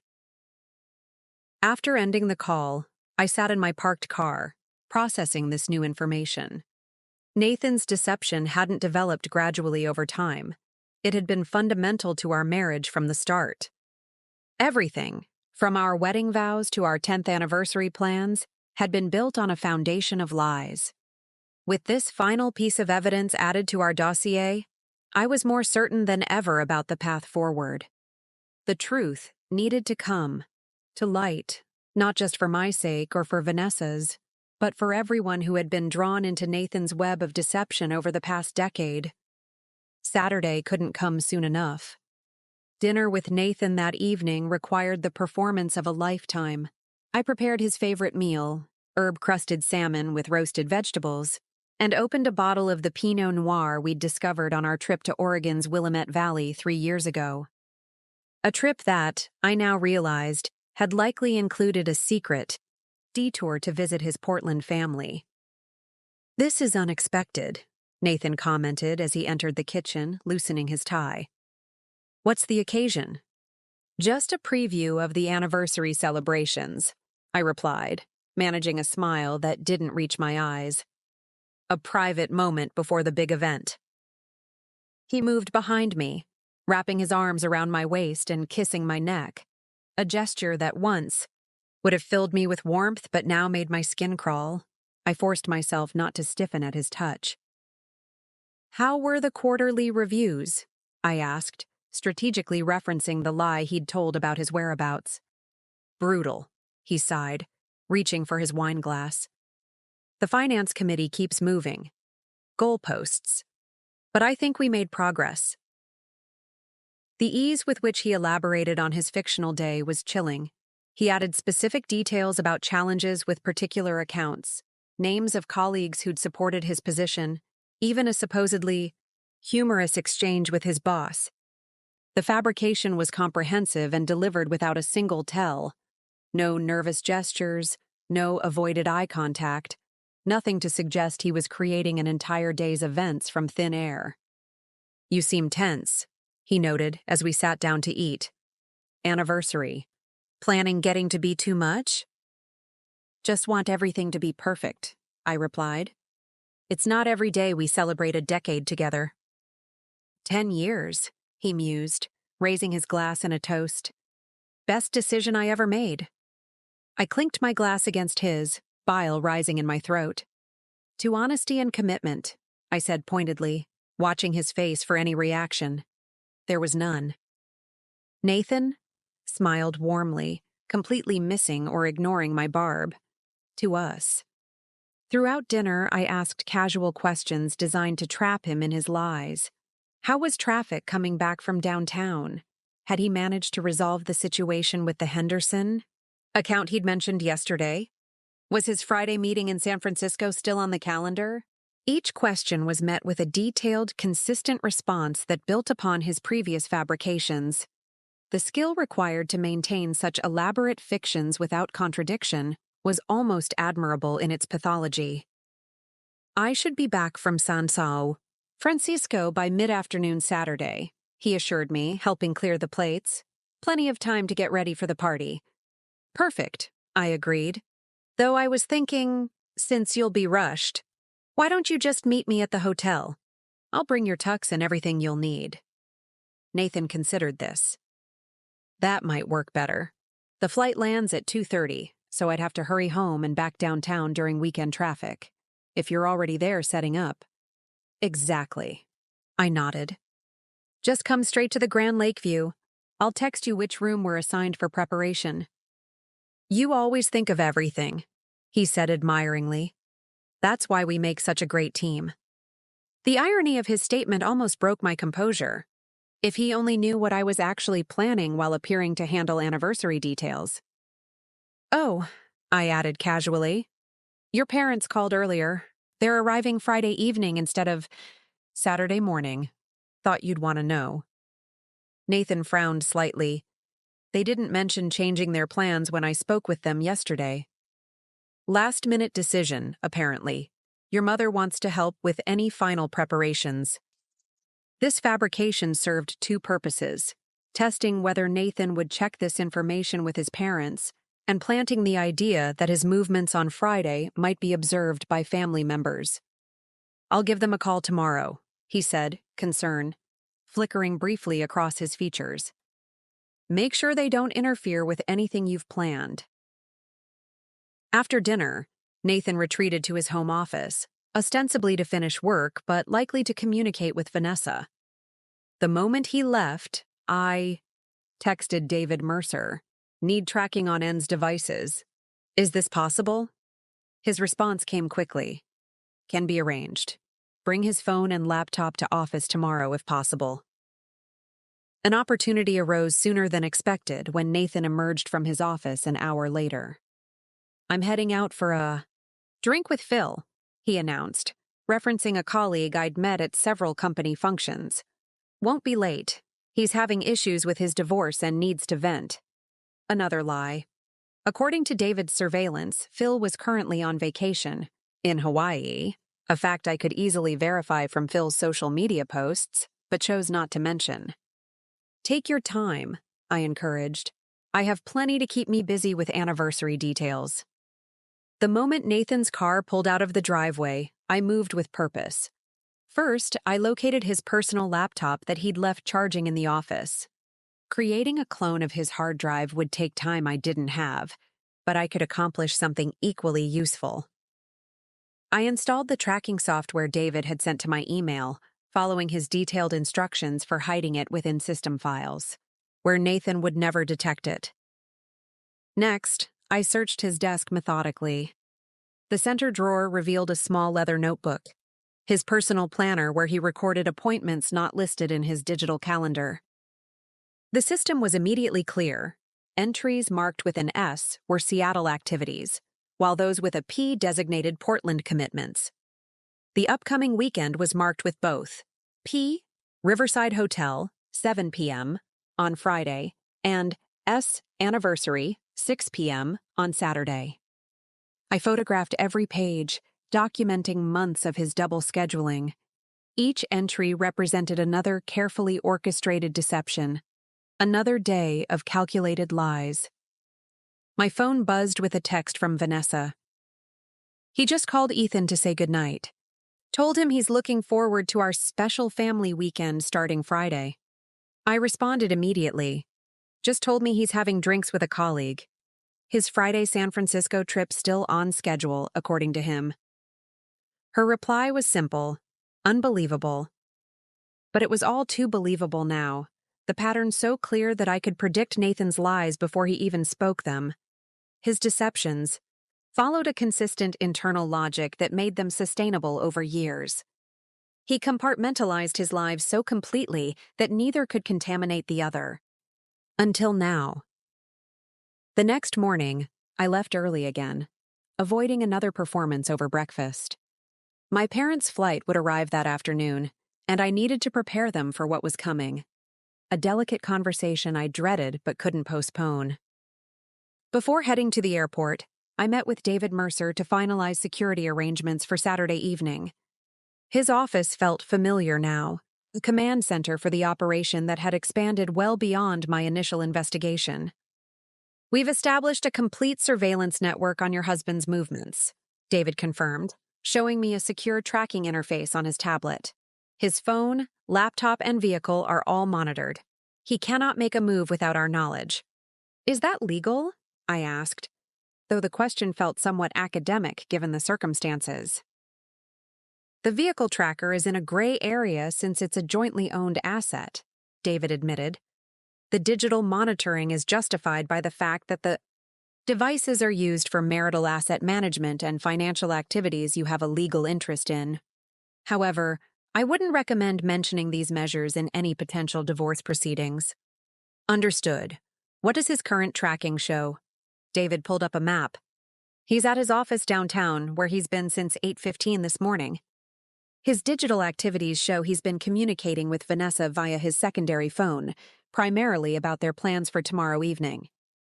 "And the hotel reservation at the Riverside?" "Confirmed for tomorrow night. Deluxe suite with champagne.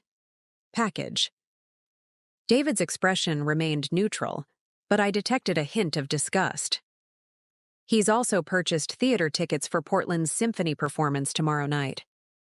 I nodded, absorbing these details. "And his supposed San Francisco flight?" "Non-existent. No reservation in any airline system under his name or any known aliases for Friday. Instead, we've confirmed train tickets to Portland departing at 10:30 a.m. tomorrow." The evidence continued mounting, each piece fitting perfectly into the pattern of deception we'd uncovered. David proceeded to outline security plans for Saturday's event. "We'll have 4 plainclothes personnel positioned throughout the venue. Their primary function is to ensure your safety and manage any potential disruption. Additionally, we've coordinated with the hotel's head of security to establish protocols for different scenarios." "What kind of scenarios?" I asked. "Best case, your husband accepts the public revelation with dignity and departs quietly. Moderate case, verbal confrontation requiring de-escalation. Worst case, physical aggression or attempts to damage property." I hadn't seriously considered that Nathan might become violent, but David's professional thoroughness was reassuring nonetheless. "There's one more thing," I said, pulling out the guest list for our anniversary celebration. "Can you perform quick background checks on these individuals? I need to know if any of them might have knowledge of Nathan's double life or potential loyalties that would lead them to warn him." David scanned the list. "This is doable. I'll prioritize close friends and associates who have regular contact with him outside your presence. Anyone in particular you're concerned about?" "His college friends, especially this group." I circled. 4 names. "They take annual fishing trips together, supposedly. Given everything else I've discovered, I'm questioning whether these trips were actually to Portland." "We'll verify their knowledge or involvement," David assured me. "Anything else?" I hesitated, then voiced the concern that had been growing. "What about after the revelation? What if Nathan retaliates financially or otherwise?" David's expression softened slightly. "That's why we've been documenting everything so meticulously. The financial protections you've already put in place were a wise first step. After Saturday, you'll have options for restraining orders or other legal protections if necessary. My team can provide security assessments for your home and office as well." The conversation left me feeling both more secure and more apprehensive about what lay ahead. The infrastructure supporting my plan was solid, but the human element remained unpredictable. How would Nathan react when his carefully constructed worlds collided? How would our friends and family respond to the public revelation of his deception? From David's office, I drove to the airport to meet my parents. They'd been worried by my cryptic phone call, and their concerned faces as they emerged from the security area made my heart ache. My father, ever stoic, carried their luggage while scanning my expression for clues. My mother immediately pulled me into a tight embrace. "What's happened?" she asked quietly once we were in the car. "You look like you haven't slept in days." "It's Nathan," I began, keeping my eyes on the road. Everything I thought I knew about our marriage was a lie. Over the drive to their hotel, I outlined the situation in broad strokes. Nathan's secret family in Portland, the years of financial deception, the comprehensive double life he'd maintained throughout our marriage. My mother gasped at each revelation, while my father's silence grew heavier. "And you're certain?" he finally asked. "Beyond any doubt?" "Completely certain," I confirmed. "I've seen Ethan, his son, with my own eyes. I've spoken with Vanessa. I've documented every aspect of his deception. There's no other explanation." My mother reached from the back seat to squeeze my shoulder. "What do you need from us, sweetheart?" "Just your support," I replied, grateful for their unwavering presence. "Saturday night will be difficult, public. I need to know you're both standing with me." "Always," my father said firmly, his usual reticence giving way to fierce protectiveness. "Whatever you need, however you need it." As we approached their hotel, I provided final details about Saturday's plan, including the controlled revelation we'd arranged and the security measures in place. "It sounds like you've thought of everything," my mother observed as we parked. "But Sophia, have you considered what comes after? Are you prepared for the aftermath?" The question caught me off guard. I'd been so focused on exposing Nathan's lies that I hadn't fully processed what would follow. "I don't know," I admitted. "I just know I can't continue living this lie. Everything else will have to be figured out one step at a time." My father nodded approvingly. "That's wisdom. Some situations can't be planned beyond the next necessary action. You're doing what needs to be done." With my parents briefed and settled in their hotel, I headed to my final meeting of the day, strategy session with Renee to coordinate the precise timing and execution of Saturday's revelation. Tomorrow, Nathan would leave for his supposed San Francisco trip, actually bound for Portland and his evening with Vanessa and Ethan, and the day after that, both of his carefully compartmentalized worlds would collide spectacularly at the event, meant to celebrate the greatest lie of all, our perfect 10-year marriage. Friday morning arrived with a strange, charged atmosphere, like the heavy stillness before a thunderstorm. Nathan bustled around our bedroom, packing his overnight bag for what he claimed was his San Francisco business trip, but what I now knew was his romantic evening with Vanessa in Portland. "Just essentials," he explained, noticing me watching him from the doorway. "You'll bring my tux and everything for tomorrow night, right?" "All taken care of," I confirmed, leaning against the frame. "How long is your meeting expected to last?" "Couple hours at most. It's mostly a formality to sign the Henderson deal paperwork in person." The lie rolled off his tongue with practiced ease. "Flight lands at 2:30 tomorrow, so I should be at the hotel by 4 at the latest." I nodded, resisting the urge to confront him about the non-existent flight. "Perfect timing. The party starts at 7, but we'll need the prep time." Nathan zipped his bag closed and crossed the room to kiss me.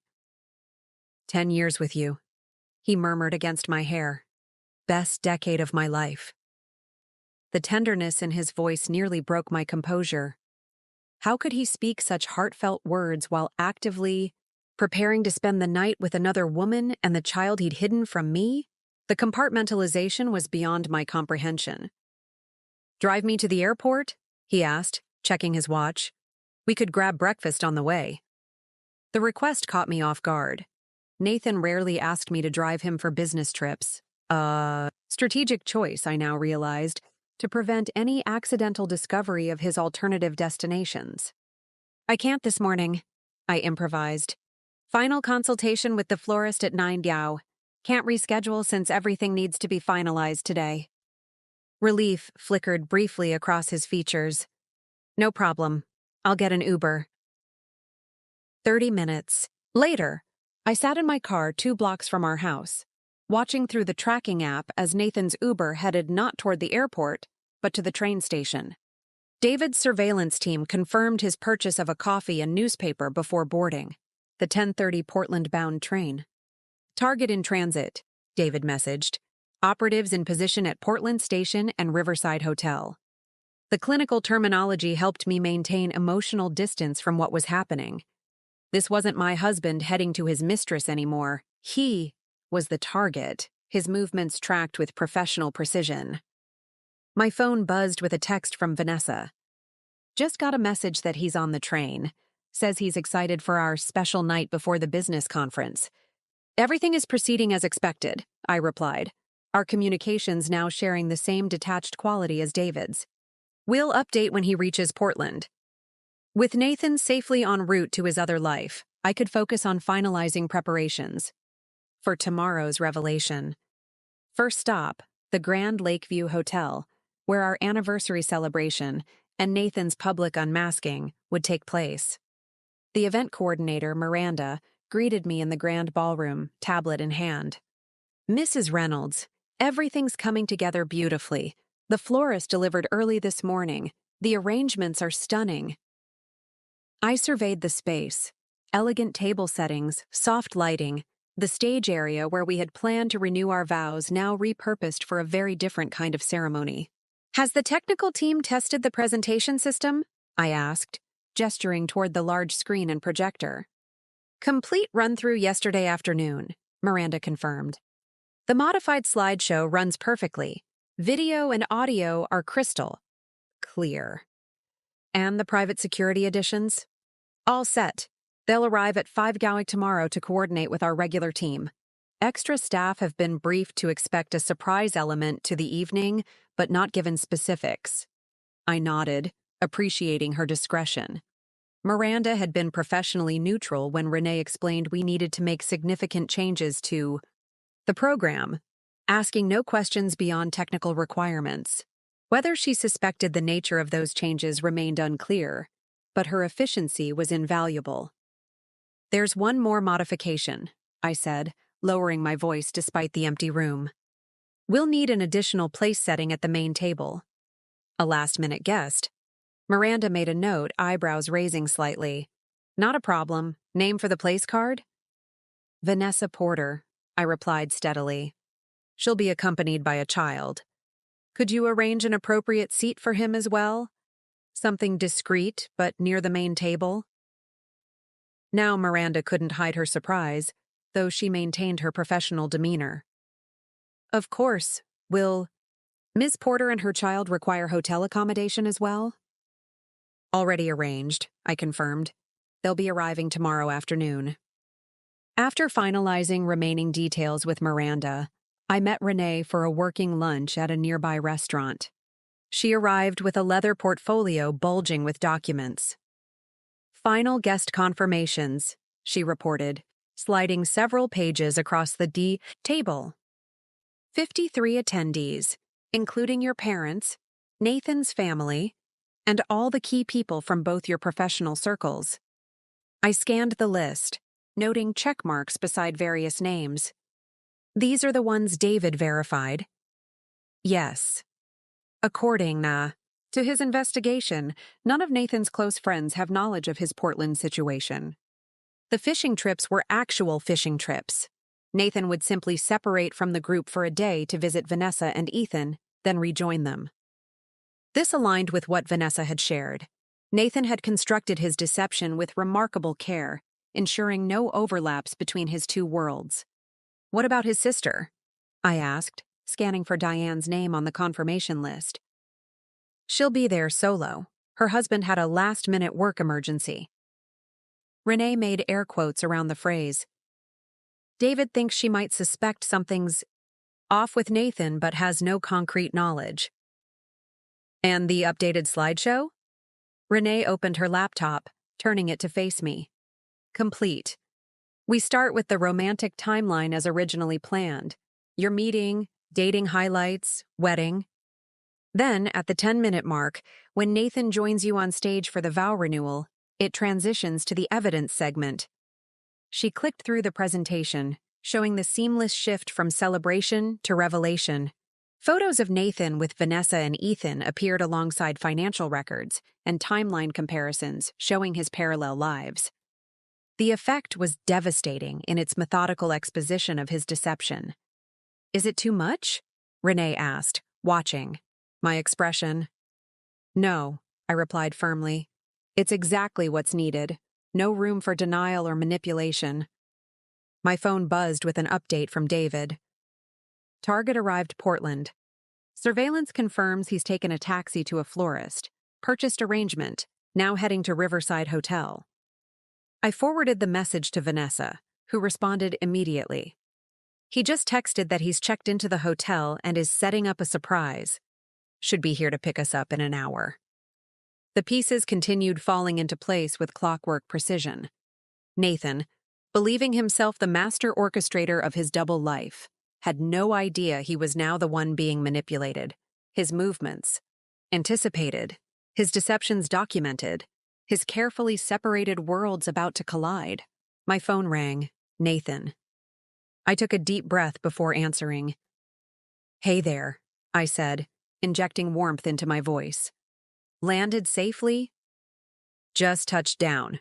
He lied smoothly, background noise suggesting he was indeed in a taxi, but certainly not. In San Francisco. Meeting in an hour, then dinner with the clients. How are the anniversary preparations going? Everything's on schedule, I replied truthfully. Just finalizing some surprise elements for tomorrow night. Can't wait, he said, and I detected genuine enthusiasm in his voice. Listen, reception's spotty here. I'll call you later tonight after the client dinner, okay? No need, I assured him. I'll be running around all evening with last-minute details. Just focus on wrapping up your meeting and getting back tomorrow. I've got everything under control here. After ending the call, I shared a meaningful look with Renee. He has absolutely no idea. Sociopathic, she muttered, shaking her head. To lie that convincingly. The afternoon proceeded with more preparations. I checked in with the photographer, who'd been briefed to capture reactions during the presentation without knowing exactly what was coming. The catering manager confirmed the menu and timing, and the DJ reviewed the adjusted schedule for the evening. By early evening, Nathan's tracking showed him at a restaurant in Portland with Vanessa and Ethan, their special family dinner, before the symphony performance he'd booked. Meanwhile, I met with David for a final security briefing at his office. Surveillance confirms your husband is fully engaged with his Portland family tonight, David reported. Based on observed patterns, he'll likely remain at the Riverside Hotel until approximately 10 a.m. tomorrow, then take the 10:30 train back to Seattle. Arriving at 1:30, I noted, not 2:30 as he claimed. Correct? He'll likely use that extra hour to prepare his story and approach to the anniversary event.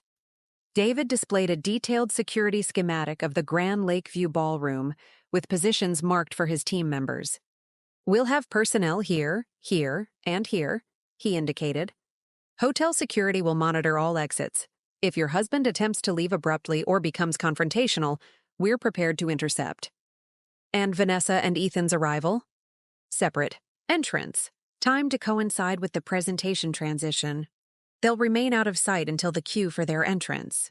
David hesitated before adding, Mrs. Reynolds, is the boy fully prepared for what will happen tomorrow? This could be traumatic. The question touched on my greatest concern. Despite Vanessa's assurances that she'd explain things to Ethan, in age-appropriate terms, I worried about the impact of such a public scene on a 7-year-old. Vanessa has arranged for her sister to be present specifically to support Ethan, I explained. If the situation becomes too intense, her sister will take him to a separate room we've reserved. His well-being is a priority for both of us. David nodded, seemingly satisfied with the precautions. One final matter. Nathan's parents and sister have confirmed their attendance. How much do they know about what's coming? Nothing specific, I admitted.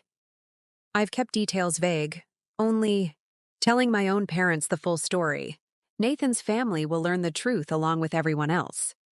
That could complicate the aftermath, David cautioned. Family loyalties run deep, even in the face of indisputable evidence.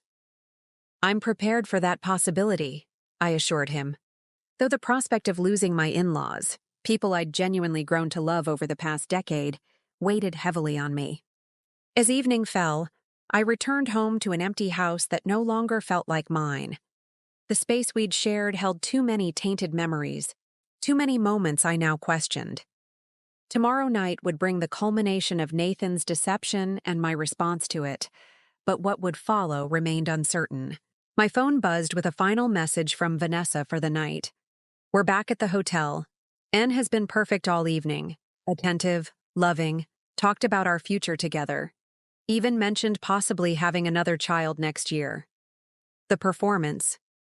He's putting on knowing what's coming tomorrow. She'd ended the message with a series of angry emojis. I didn't respond immediately, too overwhelmed by the image of Nathan discussing a future family with Vanessa just hours before he'd stand beside me, professing his devotion in celebration of our decade together. Instead, I walked through our house, perhaps for the last time, taking mental inventory of what truly mattered to me and what I could leave behind. Material possessions suddenly seemed insignificant compared to the reclaiming of truth and dignity that tomorrow would bring. In the morning, Nathan Reynolds would board a train believing he was returning to seamlessly step back into his Seattle life, his Portland secret intact. By evening, both carefully constructed worlds would lie in ruins around him. And I would finally be free of the beautiful lie I'd been living for 10 years. Saturday dawned clear and bright, a perfect day for endings and beginnings. I'd barely slept, my mind constantly reviewing the plan, imagining scenarios, preparing responses to Nathan's potential reactions. By 7 a.m., I was already showered, and dressed in casual clothes, my evening attire packed carefully in a garment bag alongside Nathan's tuxedo, the outfit he expected to wear while renewing vows he'd never truly honored. My phone lit up with a message from David. Target departure confirmed. 10:30 train from Portland to Seattle. Expected arrival 1:25 p.m. Understood, I replied. All preparations on schedule here. Next came a text from Vanessa. He just left. Told Ethan he had to go to an important business conference, but promised to be back next weekend for his baseball game. We're preparing to leave for Seattle in an hour. Everything okay on your end? Everything proceeding as planned, I assured her. Hotel room is ready whenever you arrive.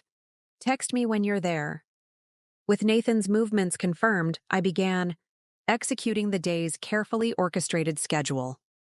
First, I loaded everything I'd need for the evening into my car, my dress, Nathan's tux, the backup copy of the presentation on a USB drive, and a small overnight bag with essentials. Whatever happened tonight, I wouldn't be returning to this house. Renee arrived at 9 to help transport additional items to the hotel. Her expression was somber but determined as we carried boxes to her car. How are you holding up? She asked, studying my face. Focused, I replied, which was true. The emotional reckoning would come later. Right now, I operated with mechanical precision, checking items off mental lists, confirming arrangements, maintaining control over the one thing I could. The revelation of truth. Your parents called, Renee mentioned as we finished loading. They're meeting us at the hotel at noon. Perfect. I want them fully briefed before Nathan arrives. By 11:30, we'd transformed the hotel suite into a staging area for the evening's events. My dress, a striking midnight blue gown I'd selected months ago for a very different kind of celebration, hung in the closet. Nathan's tux waited beside it an unintentional symbol of the parallel lives now about to converge. My parents arrived precisely at noon, my father bringing coffee and my mother immediately pulling me into a fierce embrace. "You look exhausted," she murmured, studying my face with concern. "Did you sleep at all?" "Not much," I admitted. "Too much to coordinate." "Sit," she commanded, pushing me gently toward the suite's sofa. 10 minutes of rest while your father and I review the schedule Renee prepared." I complied, closing my eyes briefly while they discussed the evening's carefully planned timeline. Their voices, concerned but resolute, supportive without question, provided momentary comfort in the eye of the storm I'd created. The brief respite ended with a text from Vanessa. "Just checked into the hotel. Room 842. Ethan's sister Lisa is with us." "I'll come up," I replied, rising from the sofa. "There are some things we should discuss in person before everything starts." Renee squeezed my arm as I headed for the door. "Want me to come with you?" I shook my head. "This needs to be between us. Can you check in with Miranda about the final guest count?" The elevator ride to the 8th floor gave me moments to gather my thoughts. I'd communicated extensively with Vanessa over the past days, but this would be only our second face-to-face meeting, and the first with Ethan present. The complexity of our connection weighed heavily. We were neither friends nor enemies, but reluctant allies united by betrayal. Vanessa opened the door before I could knock, as if she'd been watching through the peephole. Behind her, a boy with Nathan's hazel eyes sat on the bed, playing a handheld video game while a woman who resembled Vanessa arranged clothes in the closet. "Sophia," Vanessa greeted me, her voice tight with tension. "This is my sister Lisa, and this," she gestured toward the boy, "is Ethan." Ethan looked up briefly, offering a shy "hello" before returning to his game. The casualness of his greeting suggested Vanessa hadn't fully explained who I was, which was probably wise given the circumstances. "Thank you for coming," I said, addressing all of them but focusing on Vanessa. "I know this isn't easy." Lisa approached, extending her hand. Vanessa explained everything. "I'm here to make sure Ethan's okay through all of this. If things get too intense, I'll bring him back here." "That's exactly what I was hoping for," I agreed, relieved by her practical approach. "We've arranged for room service to be available if needed." Vanessa guided me to the small sitting area while Lisa occupied Ethan with unpacking his backpack. "Nathan texted that he's on the train," she said softly. "Asked me to send a photo of Ethan to look at during his boring conference." Her bitter laugh held no humor. The commitment to the lie is almost impressive. "David's team confirmed he's on schedule to arrive in Seattle at 1:25, I noted. "He'll likely come directly to the hotel, expecting to find me preparing for the anniversary celebration. And instead, he'll find both of us," Vanessa completed. "Are you ready for that moment? For his reaction?" The question made me pause. Was I ready to witness Nathan's worlds colliding? To see the mask finally drop from the man I'd believed I knew? "As ready as I can be," I answered honestly. "What about you? What about Ethan?" Vanessa glanced at her son, lowering her voice further. "I've told him that his dad hasn't been completely honest with us, and that today we're going to a special event where grown-ups will be having some serious conversations. He knows Lisa will take him out if things get uncomfortable." "Has he asked questions?" "Some." I've answered as truthfully as possible without overwhelming him. "He knows his father has another home in Seattle, but not—" She hesitated. "Not that you're his wife." That part seemed too much. I nodded, understanding. Her protective instinct. "We've arranged for a separate room where Lisa can take him if needed. It has games, movies, everything to keep him occupied while we handle the situation." Vanessa's eyes filled unexpectedly with tears. I never wanted this for him. Never imagined his foundation would be built on lies. Nathan created this situation, Not you, I reminded her gently. You're doing the best you can with an impossible scenario he created. Our conversation was interrupted by a text alert on my phone. David. Target arrived at King Street Station, now in taxi heading toward hotel. ETA 12 minutes. I showed Vanessa the message, watching her face pale slightly.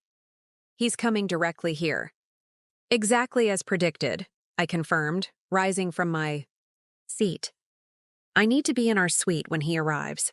Are you certain about revealing yourself immediately, or do you prefer to wait until the event tonight?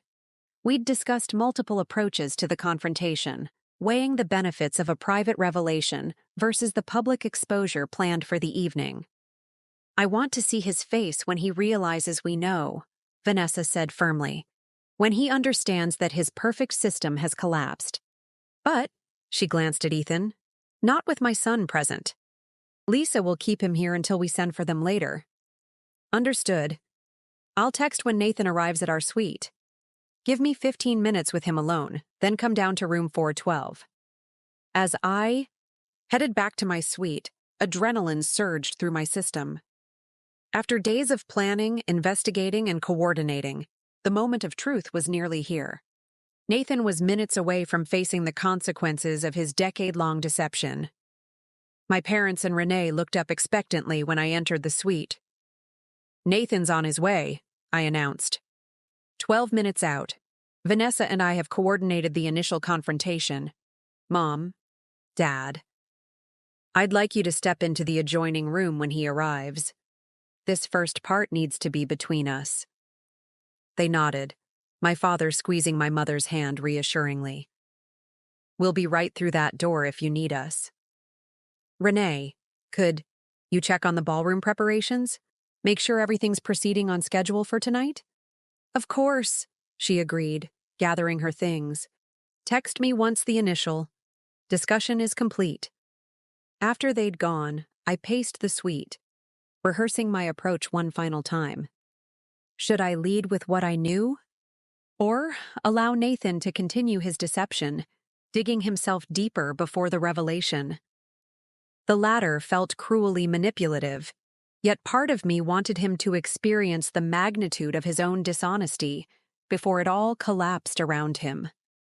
My phone buzzed again. David. Target entering hotel now, proceeding to elevators. I positioned myself near the window, creating a tableau of the devoted wife finishing anniversary preparations. The keycard clicked in the door exactly 7 minutes later. Soph? Nathan called cheerfully as he entered, pulling his small suitcase. Made it back earlier than expected. Meeting wrapped up quickly. I turned, forcing a smile that didn't reach my eyes. How was San Francisco? Successful trip? Very, he confirmed, crossing the room to kiss my cheek. Henderson signed everything without a single revision. Worth the quick trip. The lie was so smooth, so natural that for a brief, disorienting moment, I questioned all the evidence I'd gathered. How could someone fabricate entire experiences with such conviction, unless they somehow believed them themselves? I'm glad, I replied, maintaining my composure. The tux is hung up in the closet. Everything's ready for tonight. Nathan surveyed the suite appreciatively. You've thought of everything as usual. That's one of the things I've always loved. About you, your attention to detail. The irony of his statement almost broke my composure. It was precisely my attention to detail that had finally uncovered his web of deception. Speaking of details, I said carefully, there's something important we need to discuss before the celebration tonight. Nathan's expression shifted slightly. Barely perceptible tensing around his eyes. Oh? Problem with the venue? No, the Grand Lake view is perfect. Beautiful space. Plenty of room for all our guests. I paused meaningfully. Even the last-minute additions. Last-minute additions? Now wariness crept into his voice. Sophia, we agreed on the final guest list weeks ago. Who did you add? I moved to the desk and picked up my phone, sending the predetermined text to Vanessa. "He's here. Come down in 15 minutes.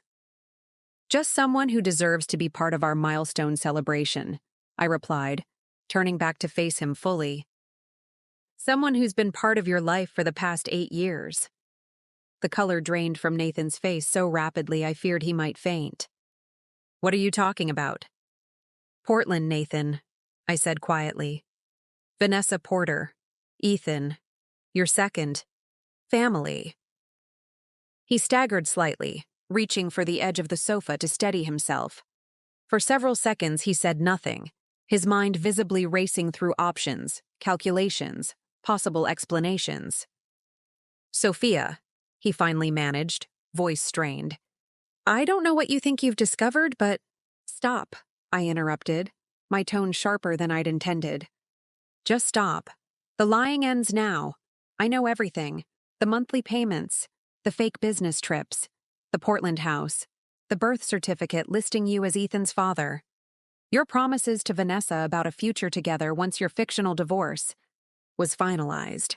Nathan sank onto the sofa, his carefully maintained facade crumbling. "How?" he whispered. "Does it matter? The important thing is that your perfect system failed. Your separate worlds are about to collide, Nathan. Tonight, in front of everyone who matters to us." Panic flashed across his features. "The anniversary party, you can't possibly—" "I can and I will," I stated firmly. "Every guest will learn exactly who they've been celebrating. The truth about our marriage, about your son, about the elaborate fiction you've maintained for 8 years.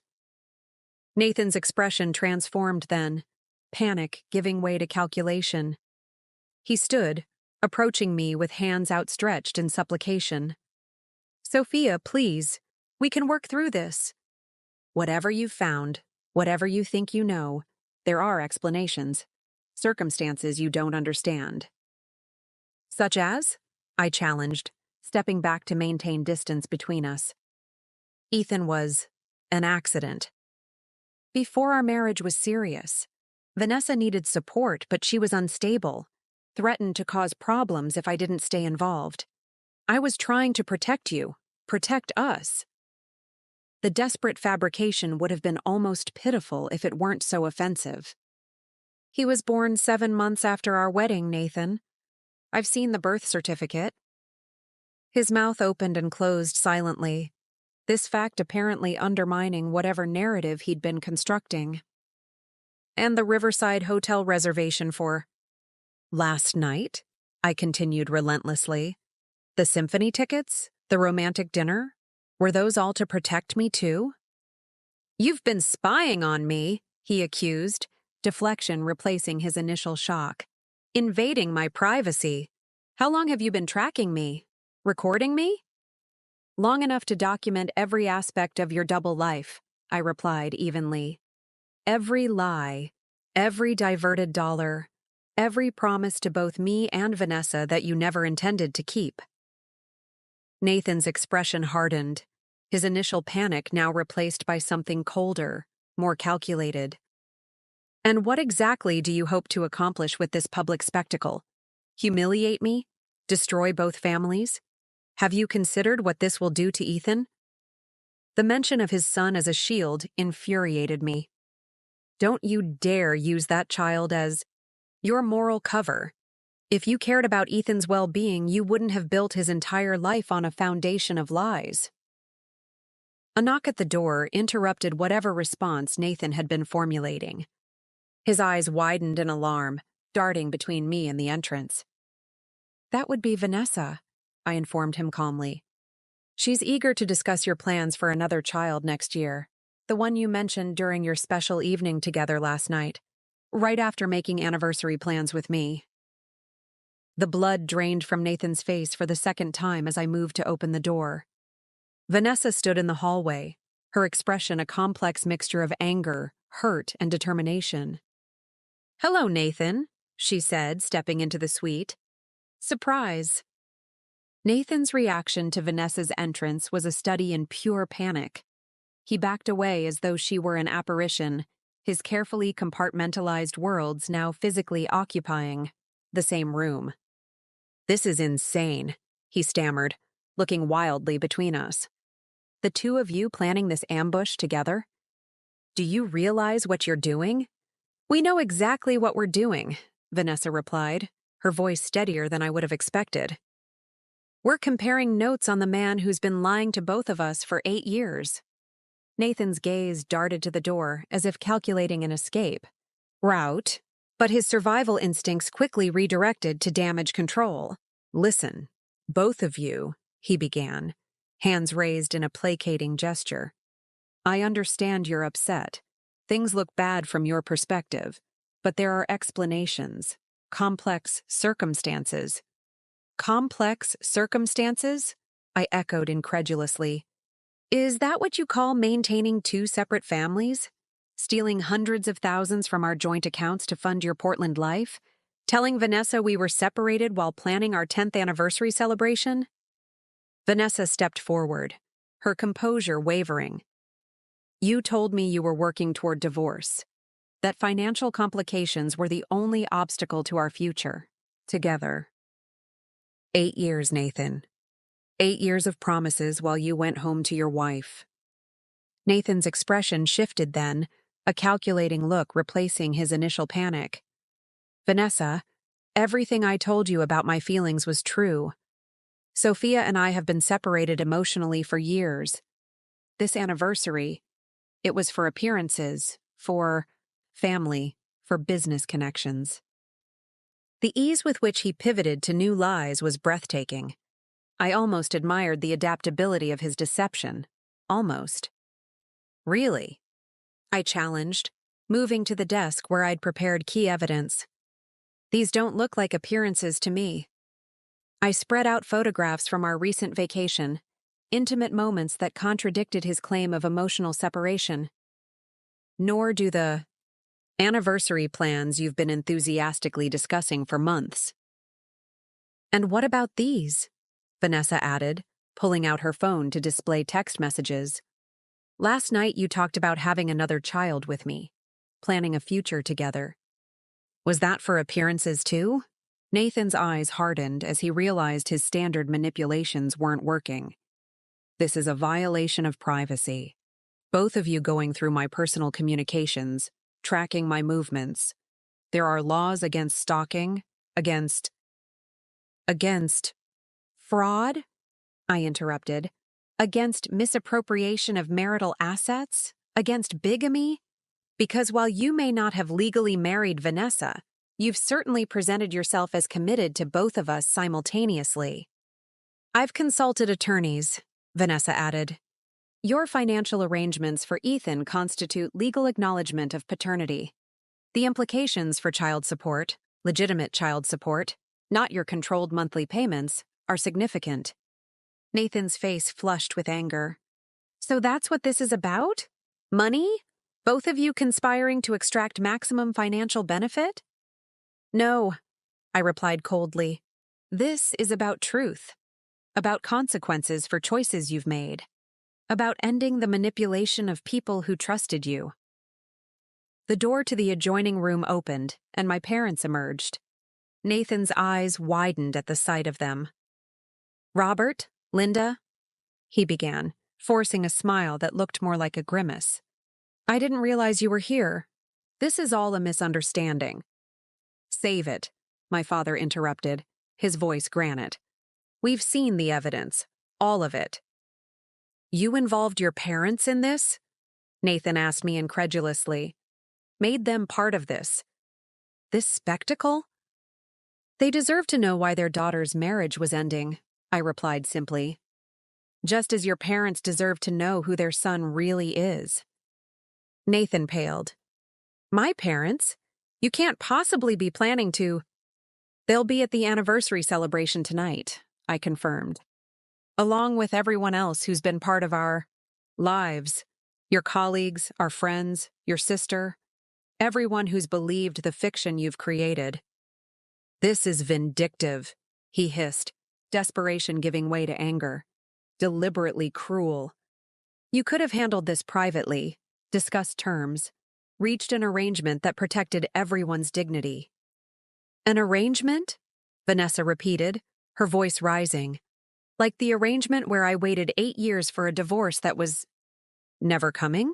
Where my son grew up thinking his father couldn't live with us because of complications, rather than because he had another family? Nathan turned on her. You were happy with our arrangement for years. The financial support? The regular visits. You never complained until he jabbed a finger toward me. Got involved and poisoned everything. The attempt to drive a wedge between us was so transparent I almost laughed. Nice try, Nathan. But we've compared notes extensively. Your manipulations don't work when we can verify everything against each other's experiences. My phone buzzed, with a text from David. Security in place. All guests beginning to arrive. Presentation ready. I showed the message to Vanessa, who nodded slightly. It's time to get ready, I told her. The guests will be arriving for cocktail hour soon. Ready? Nathan echoed, looking between us with growing alarm. You're still planning to go through with this farce of an anniversary celebration? Oh, the celebration is happening. Confirmed. Just not the one you were expecting. Your tux is in the closet. I suggest you start getting dressed. This is ridiculous, he snapped. If you think I'm going to participate in my own public humiliation. You have two options, my father interjected, his tone leaving no room for argument. Attend the event and face the consequences of your actions with some semblance of dignity, or attempt to flee and have everyone draw their own conclusions from your absence. Either way, the truth comes out tonight. Nathan looked trapped, his eyes darting between us as he calculated his remaining options. Finally, his shoulders slumped in defeat. Fine, let me change. Then we can discuss how to handle this situation with minimal damage. The time for negotiation was before you created two separate families, I replied. Now it's time for truth. As Nathan disappeared into the bathroom with his tux, Vanessa approached me. Is Ethan still upstairs with your sister? I asked quietly. She nodded. Lisa will bring him down when it's time. He's still unaware of the full situation. My parents moved closer, my mother taking my hand supportively. Are you absolutely certain about doing this publicly? She asked, concern etching her features. It's not too late to handle this more privately. I'm certain, I confirmed. This isn't just about ending my marriage or exposing Nathan's lies. It's about reclaiming the narrative. For 10 years, he's controlled the story of our lives. Tonight, the truth speaks for itself. The bathroom door opened and Nathan emerged in his tuxedo, his expression a mask of forced composure. Let's be clear about what happens next, he said with artificial calm. We'll make a brief appearance at this event. I'll announce that Sophia and I are experiencing some unexpected personal issues and need to cut the celebration short. No scenes, no public accusations. We can sort out the details privately afterward. His attempt to dictate terms was almost laughable. Even now, facing complete exposure, he was trying to maintain control of the situation. That's not the plan, I informed him. The presentation begins at 8 p.m. The complete documentation of your double life will be displayed for everyone present. Vanessa will be introduced as what she is, a woman you've deceived for 8 years while maintaining our marriage. Your son will be acknowledged. The financial fraud will be exposed. Nathan's face contorted with fury. You can't do this. I'll sue for defamation. I'll make sure everyone knows you're unstable, vindictive. Everything we're presenting is documented. Fact, I interrupted calmly. Financial records, travel logs, property ownership, paternity test results, your own messages to both of us, often sent on the same days with eerily similar content. His expression shifted again, calculation replacing anger. Sophia, please, think about what this will do to our families, to your business connections, to Ethan. Is public humiliation really necessary? The invocation of his son again, a child he'd hidden from me for 8 years, ignited a flare of anger I'd been suppressing. "Don't you dare use Ethan as a shield," I said, my voice dangerously quiet. "If you cared about his well-being, you wouldn't have built his entire existence around lies." A knock at the door interrupted the tense standoff. Renee entered without waiting for a response, her eyes widening slightly at the tableau before her. "Everything's ready downstairs," she reported. "Guests are arriving. Your parents just got here," she added, looking at Nathan. "And Diane." Nathan's face paled further at the mention of his family. "This is a mistake," he said hoarsely. "All of you participating in this. This orchestrated destruction. You destroyed everything the moment you decided to live a double life," my father replied, his usual reserve giving way to barely contained anger. "Actions have consequences." "It's time," I said, checking my watch. "Cocktail hour has started. We should make our entrance." Nathan glanced toward the door, clearly contemplating escape, but David appeared in the doorway as if on cue, a silent, imposing reminder that every contingency had been considered. "Fine," Nathan spat, adjusting his tie with trembling hands. "Let's get this over with." Our procession to the ballroom must have looked peculiar to any hotel guests we passed, Nathan and I in our formal attire, Vanessa following a few steps. Behind, my parents and Renee flanking us like guards, and David bringing up the rear. No one spoke during the elevator ride or the walk through the hotel's elegant corridors. At the ballroom entrance, I paused, taking a deep breath to steady myself. Through the doors, I could hear the murmur of conversation, laughter, music. 50 people gathered to celebrate a marriage that had been a sham for nearly its entire existence. "Last chance to handle this with dignity," Nathan murmured, his hand gripping my elbow too tightly. "Walk in there, make a brief appearance, then announce. We need to leave due to a personal emergency." I removed his hand from my arm and met his eyes directly. "No more manipulation, Nathan. No more controlling the narrative. Tonight, everyone learns the truth." With that, I nodded to the attendant, who opened the double doors to the ballroom. Conversations paused as heads turned toward us. The guests of honor arriving for their milestone celebration. Miranda, the event coordinator, immediately approached with professional enthusiasm. "There you are. Everyone's been asking about you. Shall we begin the reception line so guests can offer their congratulations?" "A slight change of plans," I replied, ignoring Nathan's warning look. "We'll mingle informally for now. The presentation will begin at 8 hours sharp." "Of course," she agreed, gesturing toward the elegantly decorated space. "Everything's ready whenever you are." As we moved into the room, guests approached with smiles and congratulations. Nathan's parents made their way through the crowd. His father dignified in a classic tuxedo, his mother resplendent in a champagne-colored gown. "There they are!" his mother exclaimed, embracing first Nathan, then me. 10 years! It seems like just yesterday we were at your wedding." "Margaret, William," I greeted them warmly, genuine affection underlying my tension. They had always been kind to me, and what would unfold tonight would hurt them deeply. "Thank you for being here." Nathan accepted his father's handshake with visible unease. "Dad, Mom, great to see you." "You look stressed, son," William observed, his shrewd eyes missing nothing. "Everything all right?" "Just overwhelmed by the occasion," Nathan replied, forcing a smile. From across the room, I caught sight of Nathan's sister, Diane, observing us with unusual intensity. Of all his family members, she had always seemed most skeptical of her brother's perfect image. Perhaps she had sensed something amiss all along.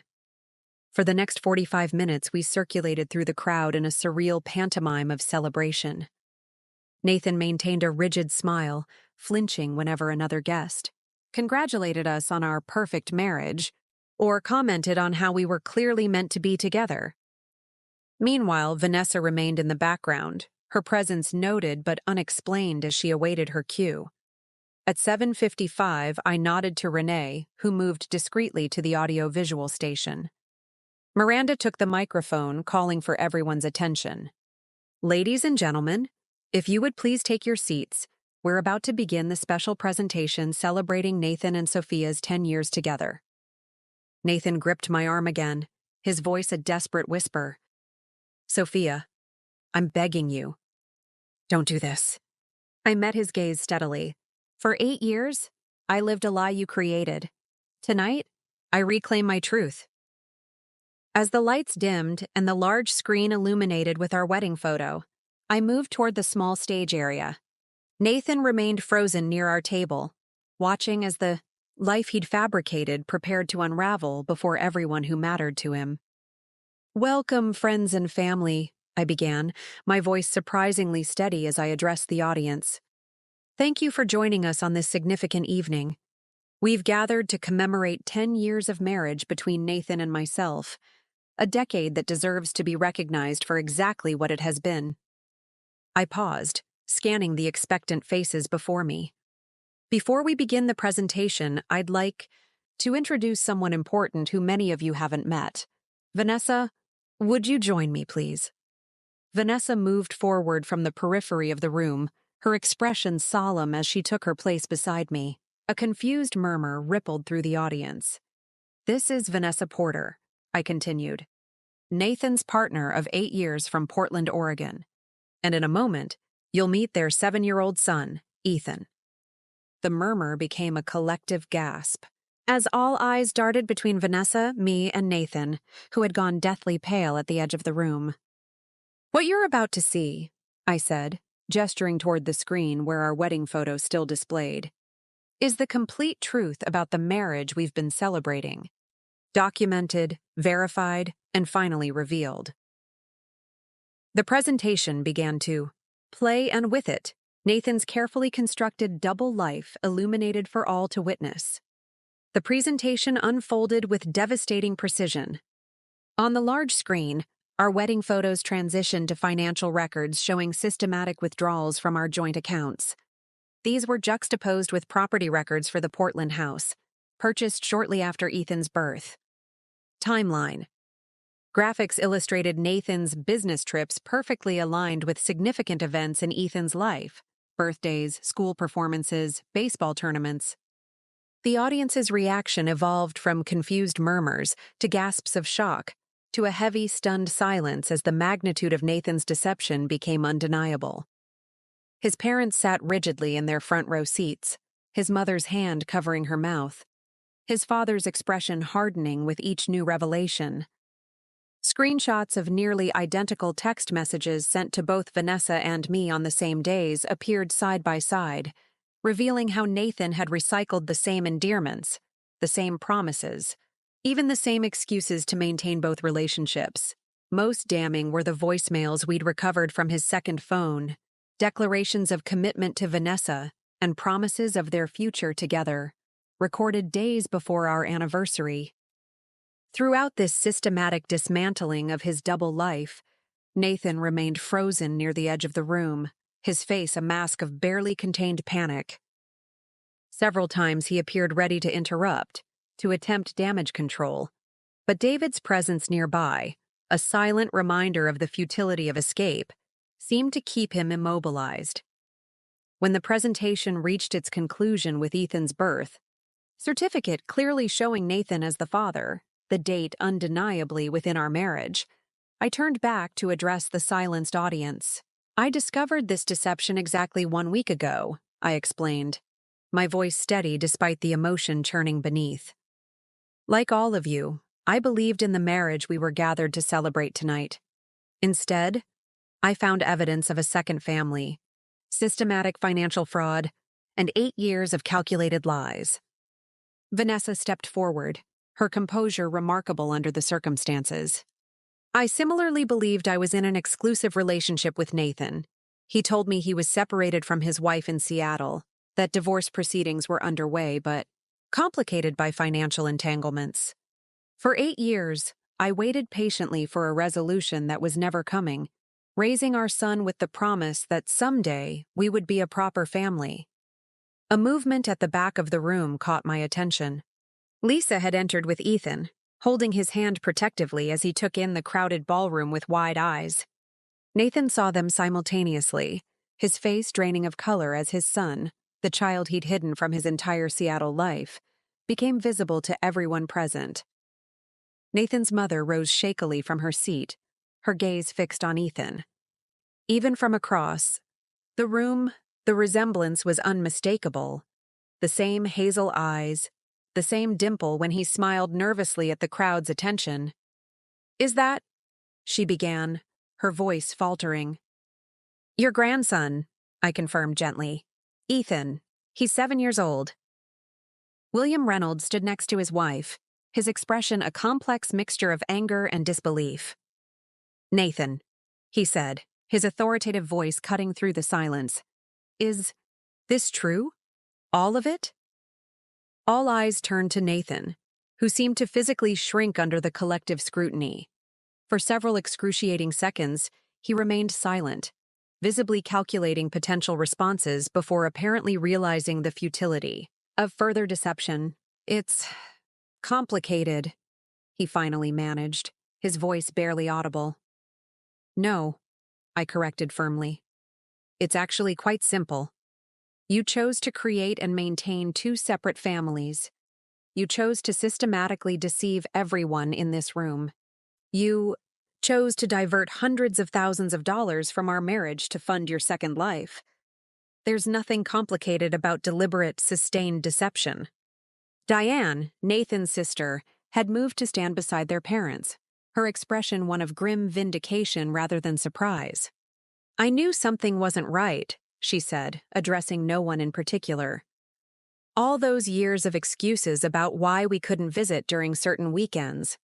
The vague explanations about investments when money disappeared." Nathan seemed to find his voice, stepping forward with hands raised placatingly. "I know this looks bad, but if you'd just let me explain—" "Explain what, exactly?" William interrupted, his tone cutting. "Explain how you've lied to your mother and me for years, how you've betrayed your wife, how you've denied us knowledge of our own grandson. Or perhaps you'd like to explain to our friends and colleagues how you've presented yourself as the model husband and business partner while systematically defrauding our joint accounts," I added. Nathan's desperate gaze swept the room, searching for any sympathetic face but finding none. His carefully constructed world had collapsed completely, leaving him exposed before everyone whose respect and affection he'd cultivated. "I never meant to hurt anyone," he tried weakly. "Things just happened. One situation led to another, and before I knew it." "Before you knew it, you were maintaining two separate homes, two relationships, and hiding a child for 8 years?" Vanessa interrupted, her composure finally cracking. "Things didn't just happen, Nathan. You made deliberate choices every single day." The confrontation might have continued indefinitely, if not for a small voice that cut through the tension. "Dad?" Ethan had broken away from Lisa and approached the center of the room, his expression confused as he sensed the hostile atmosphere. "What's happening? Why is everyone mad?" The simple question from an innocent child silenced the room instantly. Nathan stared at his son, visible conflict playing across his features, perhaps the first genuine emotion he'd displayed all evening. "Ethan, honey." Vanessa moved quickly to her son's side. "Remember how I explained that tonight would be complicated? That grown-ups would be having serious conversations?" The boy nodded, his eyes still fixed on his father. "But why is Dad in trouble?" Before anyone could respond, Margaret Reynolds, Nathan's mother, slowly approached Ethan, her eyes brimming with tears. "Hello, Ethan," she said gently, kneeling despite her formal gown to meet his eye level. "I'm your grandmother. I've been waiting a very long time to meet you." The simple, heartfelt introduction shifted the energy in the room. Whatever anger and betrayal the elder Reynolds felt toward their son, they weren't going to direct it at their newly discovered grandson. William joined his wife, his stern expression softening as he extended his hand to Ethan. "And I'm your grandfather. I understand you play baseball?" Ethan nodded, momentarily distracted from the tension. "I'm a pitcher. Dad comes to all my games." The innocent comment landed like another indictment on Nathan, highlighting the compartmentalized commitment he'd maintained, present for his son's activities while hiding that son's very existence from his wife and family. Lisa approached me quietly. "This is getting intense for Ethan. Should I take him out now?" I nodded gratefully. "The private room we arranged is ready. Perhaps his grandparents would like some time to get acquainted in a less charged atmosphere?" The suggestion provided a graceful exit. Margaret looked to Vanessa questioningly, seeking permission. "That would be nice," Vanessa agreed, recognizing the olive branch being extended. "Ethan, would you like to spend some time getting to know your grandparents? They've missed out on a lot." As Lisa escorted Ethan and the elder Reynolds from the ballroom, the remaining guests seemed to collectively exhale. The most innocent party in this tragedy was temporarily removed from the fallout, allowing the adults to address the situation more directly. Nathan, momentarily forgotten during the interaction with Ethan, had retreated to the bar, downing a glass of scotch with shaking hands. His sister approached him, their heated exchange visible though not audible from where I stood. My parents moved to my side, my father's arm around my shoulders providing silent support. "What happens now?" my mother asked quietly. "Now," I replied, "we conclude this event with dignity. I'll thank everyone for coming, explain that obviously the planned vow renewal won't be occurring, and suggest that people take time to process what they've learned." Renee joined our small group. "The hotel has opened the adjacent reception room for people who want to stay and talk." Most seemed too shocked to just leave. "Perfect," I nodded gratefully. "I think many will have questions. We'll need to process this together." Approaching the microphone once more, I addressed the stunned assembly. "Thank you all for your presence tonight. Obviously, this evening has taken an unexpected turn. What was planned as an anniversary celebration has instead become a necessary revelation of truth. I apologize for the public nature of this disclosure, but after discovering the extent of the deception, I felt everyone deserved to know the reality of the situation." I paused, making eye contact with various friends and family members whose support had meant so much over the years. "The next room has been opened for those who wish to stay and process this information together. Vanessa. And I will both be available to answer questions. Nathan," I glanced toward where he stood isolated at the bar, "will make his own decisions about his participation."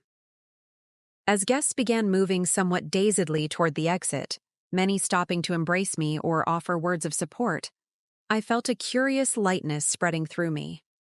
The weight of the revelation, the stress of the planning, the pain of the betrayal, all were still present, but now accompanied by something unexpected.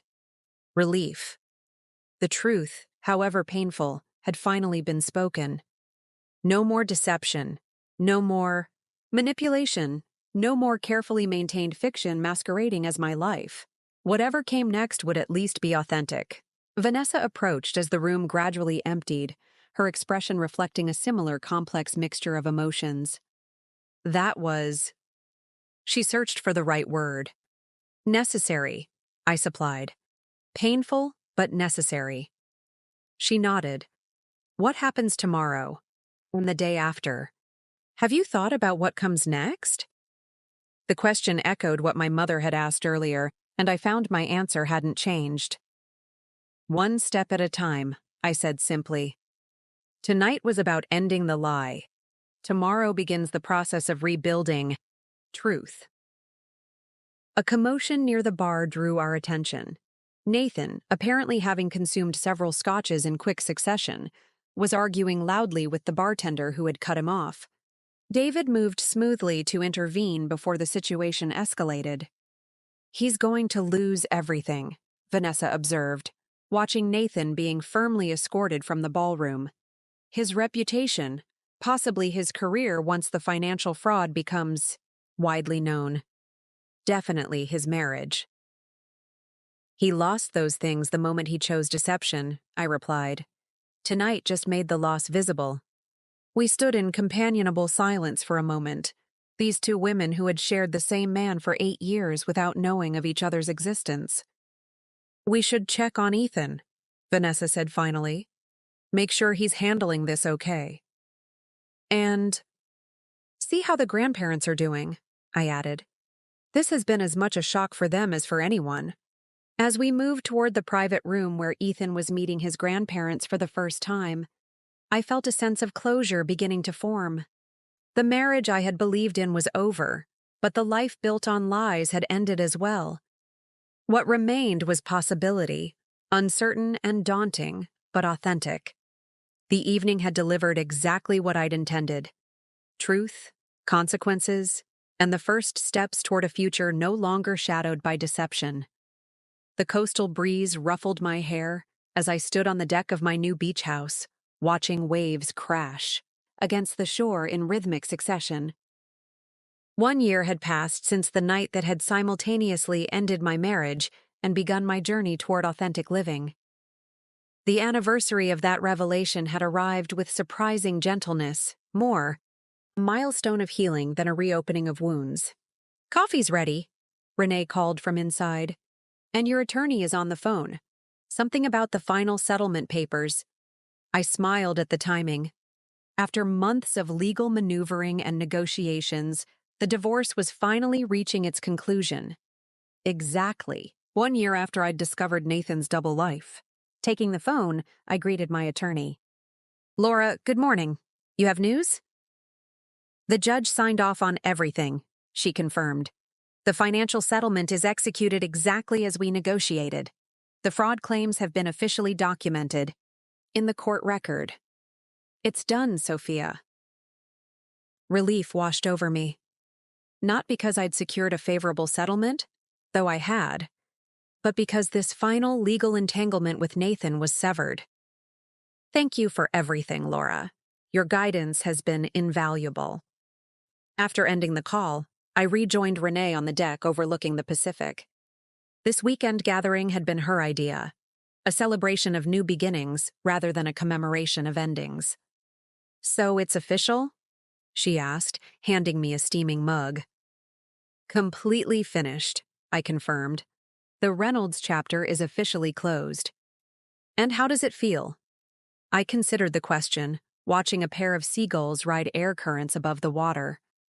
Lighter than I expected. Like setting down a burden I didn't realize I was still carrying. The glass door slid open behind us as my mother emerged from the house, phone in hand. "Vanessa just texted. They're about 20 minutes away." The inclusion of Vanessa and Ethan in this weekend gathering had been unexpected but felt right, somehow. Our connection, forged through shared betrayal, had evolved into something neither of us could have anticipated. Not friendship exactly, but a unique bond built on mutual respect and understanding. The past year had transformed both our lives in ways we couldn't have imagined that night at the Grand Lakeview Hotel. The public revelation of Nathan's deception had sent shockwaves through our social and professional circles, but the aftermath had proven surprisingly supportive for both of us. Nathan, by contrast, had experienced the full consequences of his actions. His firm had placed him on administrative leave once the financial irregularities came to light, eventually terminating him after their internal investigation confirmed. He'd engaged in similar questionable practices with client funds. The State Bar Association had opened an ethics investigation, resulting in the suspension of his license to practice. His carefully cultivated professional reputation lay in ruins, his social standing irreparably damaged by the public nature of his exposure. Last I'd heard through mutual connections, he'd relocated to Arizona, attempting to rebuild some semblance of a career far from the Seattle community that now viewed him with contempt.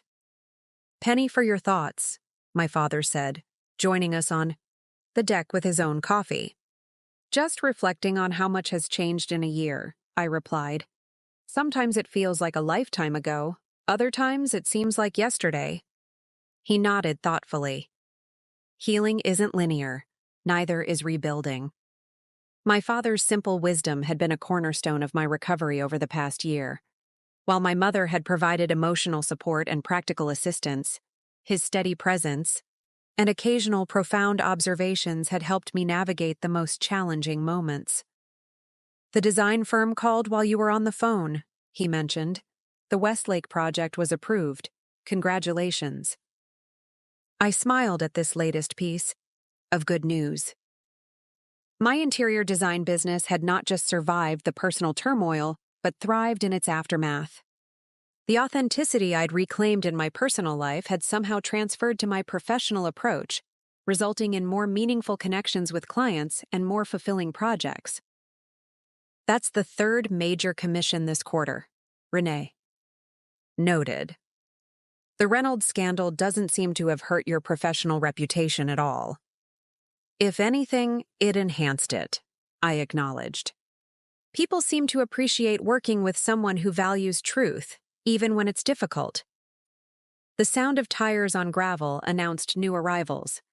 Moments later, Vanessa's voice called out from the front of the house, followed by Ethan's excited chatter as he discovered the proximity to the beach. "We're on the deck," my mother called back. "Come around the side path." Vanessa appeared with Ethan bounding ahead, his energy palpable as he spotted the ocean.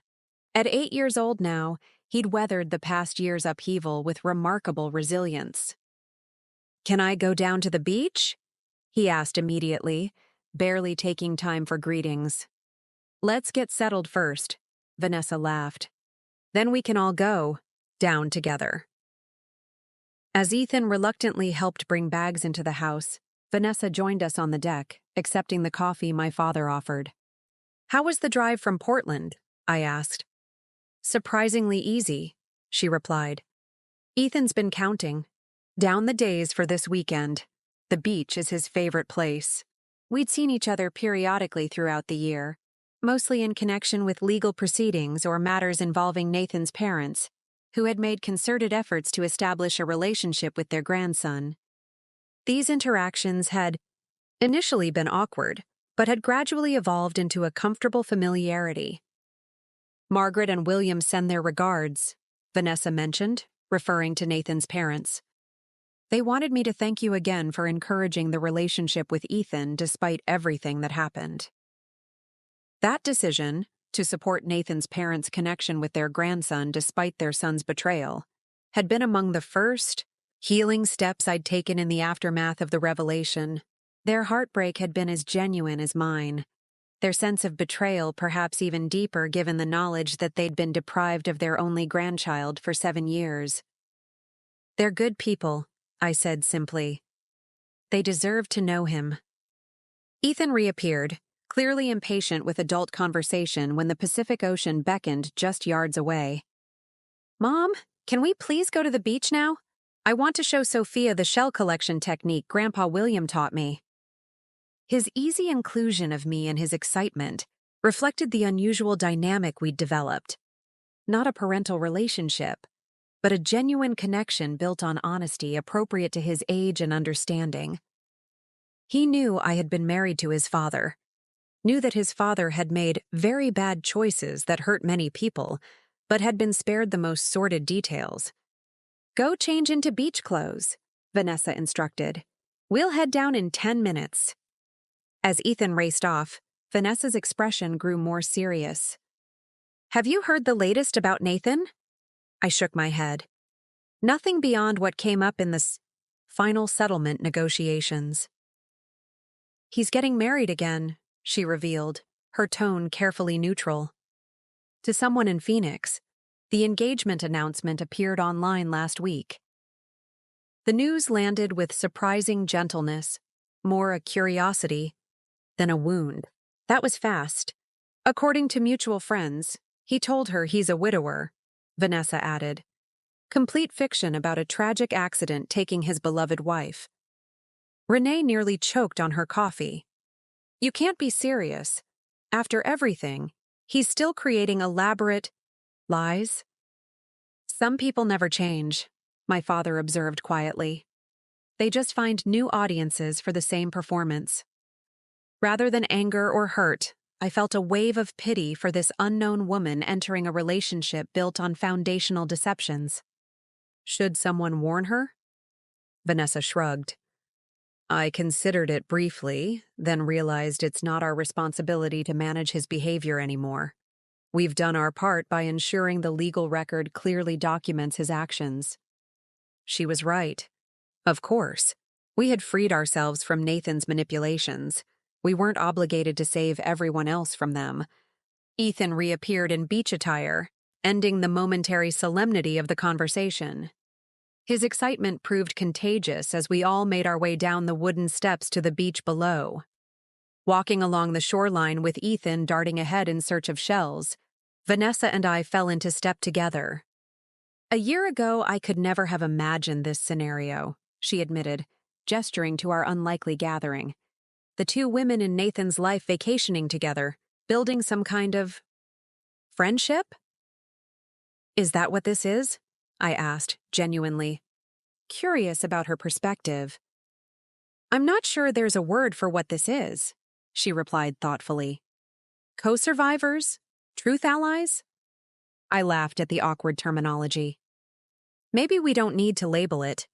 Maybe it's enough that we both chose truth, however painful, over comfortable lies. Ahead of us, Ethan had discovered a tidal pool and was calling excitedly for us to see his findings. Renee had already joined him, kneeling in the sand to examine whatever marine treasure he'd located. He's doing well, I observed. The therapy seems to have helped. Vanessa nodded. Children are remarkably adaptable when given honest, age-appropriate explanations. He misses his father, but he understands that Nathan made choices that mean he can't be part of our daily lives right now. Nathan's relationship with Ethan remained complicated. The court had awarded him limited supervised visitation, which he'd exercised sporadically before his move to Arizona made regular contact more difficult. Whether he would maintain a meaningful presence in his son's life remained uncertain. And you? I asked. How are you doing with everything? Vanessa considered the question seriously. I've made peace with most of it. The hardest part was accepting that I ignored warning signs for years because I wanted to believe in the future he promised. But that recognition has made me more discerning, more attuned to authenticity in all my relationships.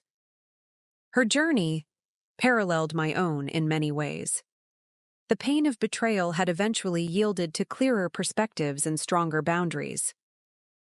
The design studio in Portland is taking off, she added, referring to the art therapy space she'd opened 6 months earlier.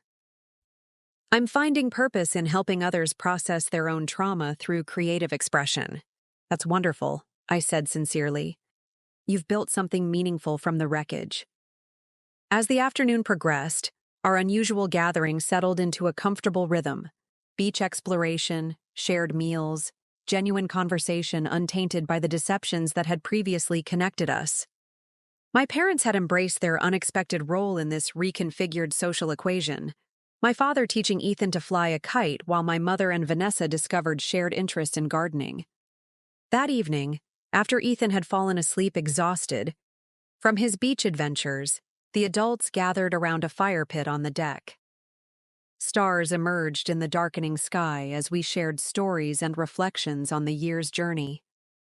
A toast, Renee proposed, raising her wine glass. To truth, however. Difficult. To authenticity, however challenging. And to the courage to demand both, however comfortable the lies might seem. To healing, my mother added, and to the family we choose. As glasses clinked in the firelight, I felt a profound sense of gratitude wash over me.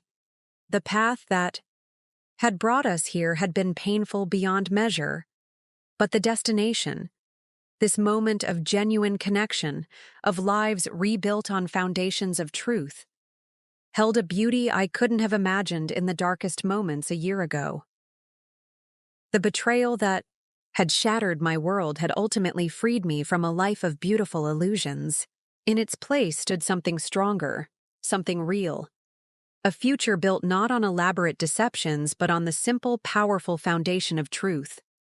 And that, I realized as I gazed at the stars above the Pacific, was worth every painful step of the journey. Up next, you've got 2 more standout stories right on your screen. If this one hit the mark, you won't want to pass these up. Just click and check them out. And don't forget to subscribe and turn on the notification bell so you don't miss any upload from us.